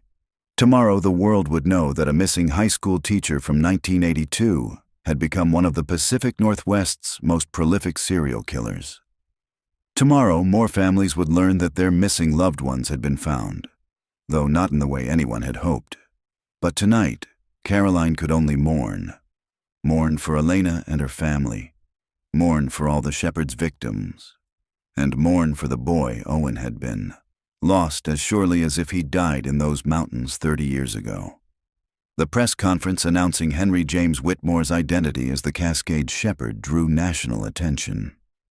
Caroline watched from the FBI field office as Agent Torres and other officials revealed the scope of the investigation to a packed room of reporters. They displayed Whitmore's 1981 driver's license photo. A thin-faced man with intense eyes and dark hair already beginning to gray prematurely. They outlined his background as a high school teacher, his 1982 disappearance, and the evidence connecting him to at least 32 confirmed victims over 30 years. Within hours of the announcement, the FBI hotline was flooded with calls. Former students of Whitmore's called to describe his unusual teaching methods, his intense focus on survival skills, his increasingly strange lectures about human weakness. Hikers from the 90s and early 2000s reported encounters with a man matching his description who'd offered unsolicited advice about remote trails. And, most significantly, families of missing persons began making connections. Caroline was present when one such family was notified. The Kowalskis had lost their 20-year-old son Michael in 1999 when he'd gone on a solo backpacking trip and never returned. The young man's remains had been identified through DNA from one of the teaching graves Owen had led investigators to. She watched through a one-way mirror as Detective Holbrook sat with Michael's parents, now in their 60s, and gently explained that their son's disappearance hadn't been an accident, that he'd been taken, held captive, and eventually died in underground chambers built by a madman. Mrs. Kowalski's wail of grief echoed through the observation room, and Caroline felt it in her bones. This scene would play out dozens more times as victims were identified and families notified. Each one a fresh wound, each one a reminder that while the shepherd was dead, his victims' families would carry this pain forever. Over the following week, the investigation expanded to cover the full scope of Whitmore's crimes. Teams excavated all 8 sites marked on his map, finding evidence of occupation and, in several cases, additional remains. The total victim count climbed steadily, 32 confirmed dead, 3 survivors in addition to Owen, and at least 6 more missing persons cases being re-examined for potential connections. Caroline spent those days working with the FBI team, using her knowledge of Elena's case to help identify patterns in how Whitmore selected and approached victims. She noticed he'd evolved over time, starting with solo hikers in the early 90s, then escalating to couples in the mid-90s, and finally targeting families with children in the late 90s and early 2000s. Why the progression? She asked Agent Torres during one of their analytical sessions. Control, he replied. Solo victims were practice, helping him refine his methods. Couples gave him more complex psychological dynamics to manipulate, but families, especially families with children, gave him the ultimate power. He could use parental love as a weapon, force people to choose between compliance and their children's safety. Caroline thought about Elena's journal entries, the way she documented trying to protect Sophie and Owen, even as the shepherd systematically broke down their resistance. He enjoyed it. The psychological torture. It wasn't just about survival philosophy. He liked having that power. Most serial predators do. The ideology was probably partly genuine belief and partly justification for what he wanted to do anyway. By framing it as teaching and adaptation, He could tell himself he was helping them, not torturing them. On the 8th day after the mine discovery, Caroline was finally cleared to visit Owen. The psychiatric facility was a low-profile building in the woods outside Seattle, designed to look more like a retreat than a hospital. She met with Dr. Sarah Nakamura, the lead psychiatrist on Owen's case, before the visit. "I want you to understand what you're going to see," Dr. Nakamura said gently. They sat in her office, a peaceful space with large windows overlooking evergreen trees. "Owen's psychological state is unlike anything I've encountered in 30 years of practice. He shows symptoms consistent with complex PTSD, Stockholm Syndrome, and what we're calling identity replacement. His original personality structure was essentially overwritten by 16 years of intensive conditioning." "Can you reverse that?" Caroline asked. "Can you bring back who he was?" Dr. Nakamura's expression was compassionate but honest. "I don't know. The Owen Brennan who existed before 1997 may be irrecoverable. What we're working toward is helping the person he is now develop healthier thought patterns, form secure attachments, and build a new sense of self that isn't dependent on the shepherd's framework. It's not about restoring the past. It's about creating a viable future." The words were hard to hear, but Caroline appreciated the honesty. "How is he responding to treatment?" "He's compliant, intellectually engaged with therapy exercises, and physically healthy. But emotionally, he remains remarkably flat. He doesn't express fear, joy, anger, or sadness in normal ways. When we discuss his family's deaths, he shows the same affect as when we discuss the weather. It's as if those emotional pathways were completely severed." "The shepherd trained him not to feel," Caroline said quietly. "Exactly. And helping him reconnect with emotions is going to be the most challenging aspect of his recovery, because from his perspective, emotional detachment was survival. Caring about people got his family killed. Expressing vulnerability led to punishment. He learned to function without emotional connection, an unlearning that will require him to accept vulnerability again, something that terrifies most trauma survivors." Caroline was led through several security doors to a comfortable visiting room with soft furniture and warm lighting. Owen was already there, sitting on a couch, reading a book about geology. He looked up when she entered, and his expression shifted into what might have been a smile, though it didn't reach his eyes. "Aunt Caroline, they said you'd be visiting today." "Hi, Owen." Caroline sat in a chair across from him, unsure how to begin. "How are you adjusting to being here?" "It's comfortable, climate-controlled, regular meals. The doctors ask a lot of questions." He set down his book, folding his hands in his lap in a posture that seemed unnaturally still. "They keep trying to get me to talk about my feelings, but I don't think I have the kind of feelings they're looking for." "What do you mean?"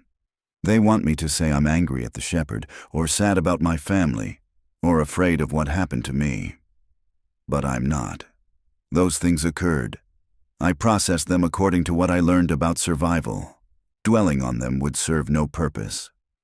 Caroline felt her heart break a little more. "Owen, it's okay to have feelings about what happened. It's normal, healthy even." The shepherd said normal and healthy were relative concepts defined by weak societies that couldn't survive real challenges. Owen's voice remained flat, reciting doctrine. He said emotional attachment made you vulnerable, made you easy to control, better to observe, adapt, and maintain psychological equilibrium. "The shepherd was wrong," Caroline said firmly. "He was a sick man named Henry Whitmore who twisted everything good about teaching and learning into something evil. He didn't enlighten you, he broke you. And I know that's hard to hear, but it's true." For a long moment, Owen just looked at her. Then something shifted in his expression. Not emotion exactly, but a kind of cognitive dissonance, like two contradictory thoughts fighting for dominance. "They told me his real name," Owen said finally. "Showed me his photograph from before. He looked different. Younger, almost normal. He was normal once. Then something happened to him in these mountains, and instead of getting help, he created this whole mythology to justify his deteriorating mental health. He seemed so certain about everything, the way the world worked, what humans needed to survive, why most people were doomed to extinction by their own weakness. Owen's hands tightened slightly on his knees, the first physical sign of distress Caroline had seen. If he was just crazy, if it was all delusion, then what was the point? What did we suffer for? There was no point. That's the terrible truth. Your family died for nothing. You lost 16 years of your life for nothing. All of it was just one mentally ill man's power fantasy, dressed up in philosophical language. Owen stood abruptly and walked to the window. He stared out at the trees, his back to Caroline. When he spoke again, his voice was barely audible. Sometimes at night, I remember things. Not big things, small ones. My mom singing while she made pancakes.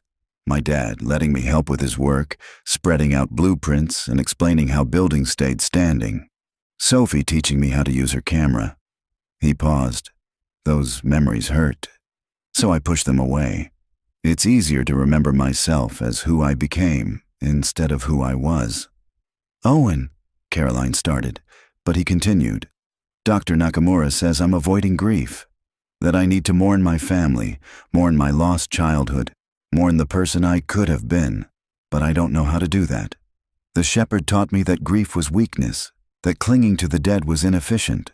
So when Sophie died, I didn't cry. When my mom died, I helped the shepherd bury her and then went back to my lessons. I survived by not caring, and now everyone wants me to care, but I don't know how anymore. Caroline went to him, standing beside him at the window. I think there's a part of you that does care. Otherwise, you wouldn't remember those small things.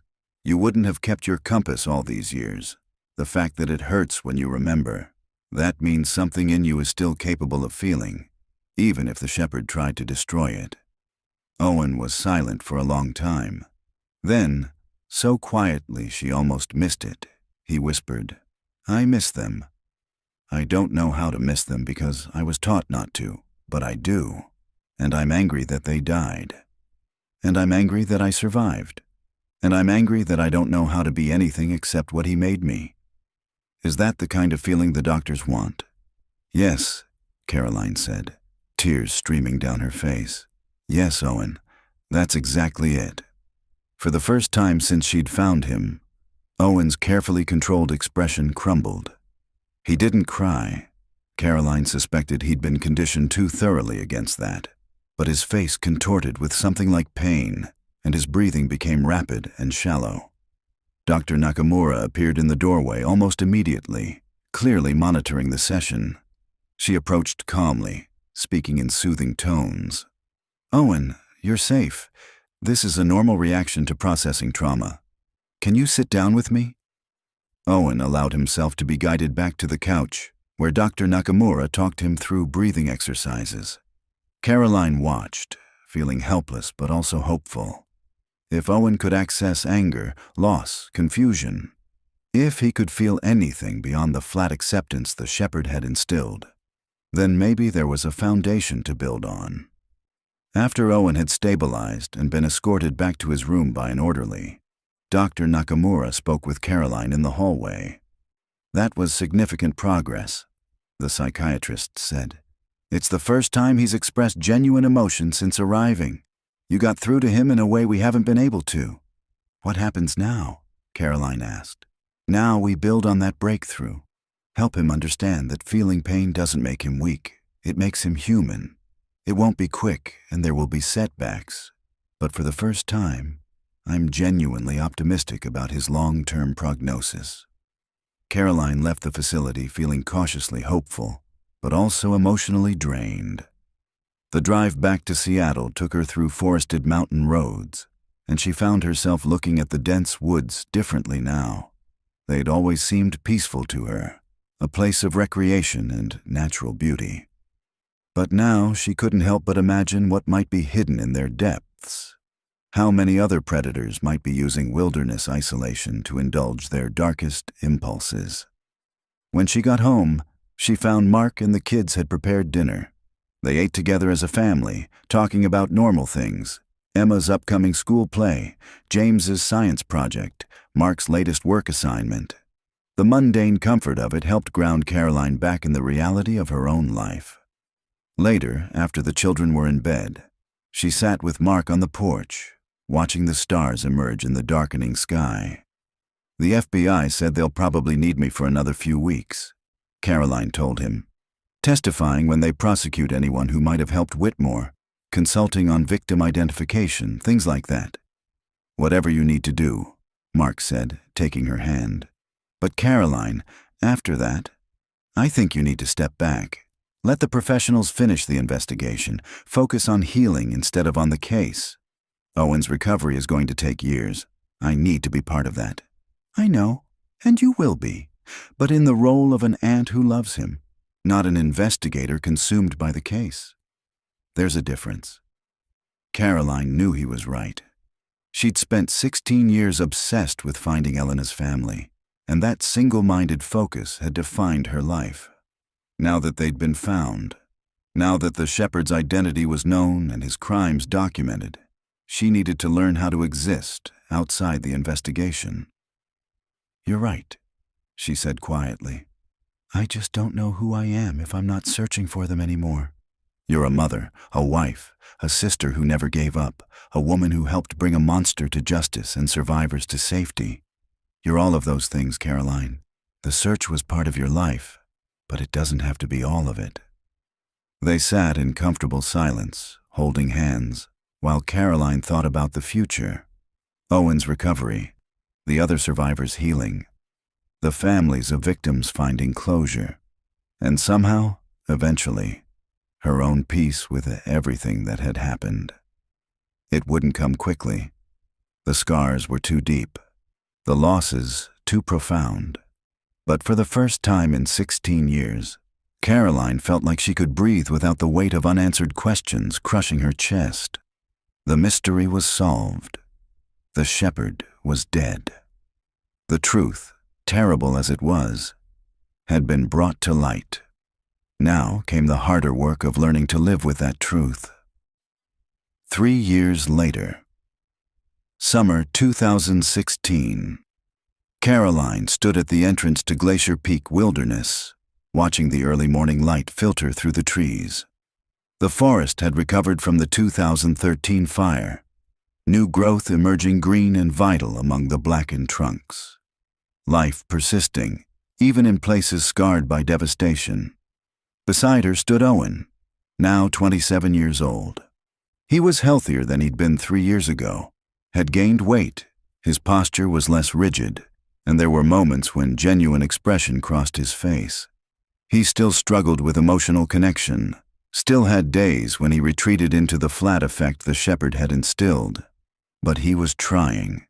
That was what mattered. "Are you sure you want to do this?" Caroline asked him. Owen adjusted the backpack on his shoulders. A new one, not the kind the shepherd had used. "Dr. Nakamura thinks it's important, facing the place where it happened, reclaiming positive associations with the wilderness." They weren't alone. Dr. Nakamura was with them, along with a wilderness therapist named Marcus, who specialized in helping trauma survivors reconnect with environments associated with their abuse. Mark had wanted to come, but Caroline had gently declined. This needed to be just her and Owen, with their therapeutic support, taking back a piece of what had been stolen. The plan was modest. A short-day hike to a meadow Elena had written about in her forum posts before the 1997 trip. Not to the sites where the structures had been, which were still closed to the public as the investigation continued to process evidence. Just to a place Elena had wanted to show her children, a place that represented what wilderness was supposed to be: beautiful, peaceful, full of wonder rather than horror. They hiked in silence for the first mile, following a well-maintained trail through recovering forest. Owen moved with the unconscious skill of someone who'd spent years navigating wilderness, but he stayed close to Caroline, checking on her periodically in a way that suggested he was working on maintaining connections. "Tell me something about my mom," he said suddenly. "Something from before, when she was younger." Caroline smiled. This was something Owen had been doing more often lately, asking about his family, trying to build a picture of who they'd been beyond his fragmented childhood memories and the shepherd's distorted versions. When your mom was 12, she decided she was going to be a famous explorer. She made maps of our neighborhood, assigned scientific names to all the local cats, and kept detailed journals of her observations. Our parents thought it was a phase, but Elena stayed obsessed with documentation and discovery her whole life. Is that why she kept the journal in the chambers? Because she'd always documented things? I think so. Even in the worst circumstances, she stayed who she was. A documenter, a teacher, someone who believed in leaving a record. Caroline paused on the trail, turning to face her nephew. She would be so proud of how hard you're working to heal. You know that, right? Owen's expression did something complicated, a mixture of grief and gratitude that he was slowly learning to identify and tolerate. I hope so. Some days I feel like I'm betraying everything the shepherd taught me by choosing to feel things. Other days I realize that's exactly the point, that betraying his teaching is how I win. They continued upward, the trail climbing steadily. Dr. Nakamura and Marcus maintained a respectful distance, letting Caroline and Owen have their conversation while staying close enough to provide support if needed. The meadow, when they reached it, was exactly as Elena had described in her posts. A broad expanse of wildflowers nestled between mountain slopes, with a clear stream running through it and Mount Glacier Peak visible in the distance. It was breathtakingly beautiful, untouched by the fire, alive with bird song and the hum of insects. Owen stopped at the meadow's edge, his breathing slightly uneven. Caroline worried he was having a panic attack, but when she looked at his face, she realized he was crying. Silent tears rolling down his cheeks while he stared at the wildflowers. "Owen," she asked gently. "I remember this," he whispered. "Not this exact place, but we came to a meadow like this. Dad pointed out different flowers, made up silly names for them. Sophie took pictures. Mom spread out a blanket and we ate sandwiches." His voice cracked. I'd forgotten that memory. The shepherd made me forget happy things, said they were distractions from survival. But I remember now. Caroline put her arm around his shoulders, and for once, he didn't stiffen at the contact. They stood together, looking at the meadow, while Owen cried for the family he'd lost and the childhood that had been stolen. Dr. Nakamura approached quietly. "This is good, Owen. This is healing." They spent 2 hours in the meadow. Owen walked among the flowers, occasionally touching petals gently, as if relearning how to interact with beauty without the shepherd's dark philosophical framework. He sat by the stream and let the water run over his hands. He looked up at the mountains without seeing them as teaching tools or survival challenges, just as mountains, magnificent and indifferent. Before they left, Owen gathered a few small stones from the stream bed. "For my collection," he explained to Caroline. "I used to collect rocks. I want to start again." It was a small thing, but it felt monumental, a connection to who he'd been before. A choice to carry something forward that wasn't about survival or adaptation or the shepherd's teachings, just about a boy who'd once loved interesting stones. On the hike back down, Owen spoke more about his memories. Fragmentary, sometimes confused with things the shepherd had told him, but genuine. Caroline answered his questions, filled in details, helped him separate truth from the distorted narrative he'd been fed for 16 years. As they reached the trailhead, Owen paused. "Thank you for never giving up, for looking for us, even when everyone else had moved on." "I couldn't give up. You were family. You still are." "I'm not who I was," Owen said quietly. "I'm never going to be that 8-year-old boy again. Too much has changed. No one expects you to be. You're who you are now, someone who survived impossible circumstances and is choosing to heal. That's enough, Owen. It's more than enough." They drove back to Seattle, where Owen was living in a supervised group home for trauma survivors while continuing his intensive therapy. He had a job at a geological survey office, working with rock and soil samples, something that connected to his childhood interest but didn't require complex social interactions he still struggled with. He had a routine, a support system, and a slowly expanding capacity for human connection. Was he healed? No. Would he ever be fully healed? Probably not. But he was alive, and he was trying, and some days that felt like a miracle. Caroline continued her own therapy, processing her complicated grief over Elena and the family she'd lost.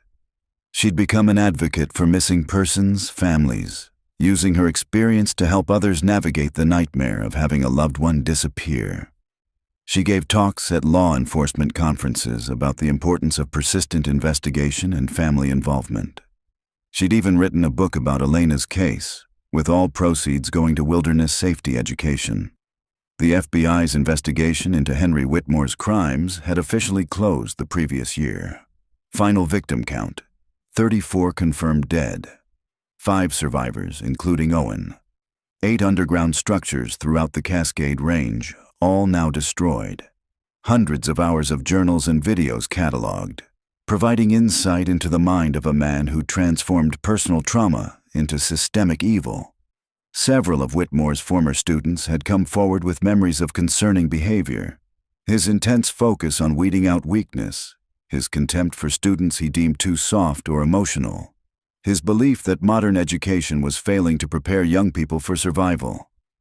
There had been complaints, but nothing concrete enough for action. He'd been considered eccentric, but harmless, until he'd walked into the mountains in 1982 and decided never to come back. Caroline thought about that sometimes. How different things might have been if someone had intervened earlier, if Whitmore had received proper mental health treatment, if his increasingly dangerous ideology had been recognized before he had the chance to act on it. But such thoughts led nowhere productive. What happened, happened. All anyone could do now was honor the victims by ensuring their stories were told and their families supported. She visited the memorial that had been erected at the Skagit County Courthouse, a wall of names listing all of Whitmore's confirmed victims, with spaces left open for those still missing and unidentified. Elena's name was there, along with David's and Sophie's. Caroline brought fresh flowers every month, a ritual that helped her feel connected to her sister. That evening, back in her own home, Caroline sat with her family for dinner. Emma was in college now, studying criminal psychology in part because of what had happened to her aunt. James was a sophomore in high school, quieter than his sister but fiercely protective of his mother after watching what the investigation had put her through. "How did it go today?" Mark asked, passing the salad. "Good. Really good, actually." Owen remembered something happy about his family. He cried, which his therapist says is progress. "And how are you?" Mark's eyes held the kind of gentle concern he'd shown throughout the entire ordeal. "I'm okay. It was hard being up there again, but it felt right, like we were taking that place back from Whitmore's shadow." After dinner, Caroline went to her office. No longer a command center for investigation, but just a normal home office where she worked on her advocacy projects. The walls held family photos now instead of evidence. Photos of Elena from before, smiling and vital. Photos of Sophie and Owen as children. Photos of David with his arm around his wife. And newer photos, too. Owen at the group home, attempting a smile. The 5 survivors at a support group meeting. Families of victims at memorial services, supporting each other through shared grief. The story of the Cascade Shepherd had a ending now. Not a happy one. Too much had been lost for that. But an ending nonetheless. The mystery solved. The perpetrator identified. The victims remembered. What came after wasn't an ending, but a continuation.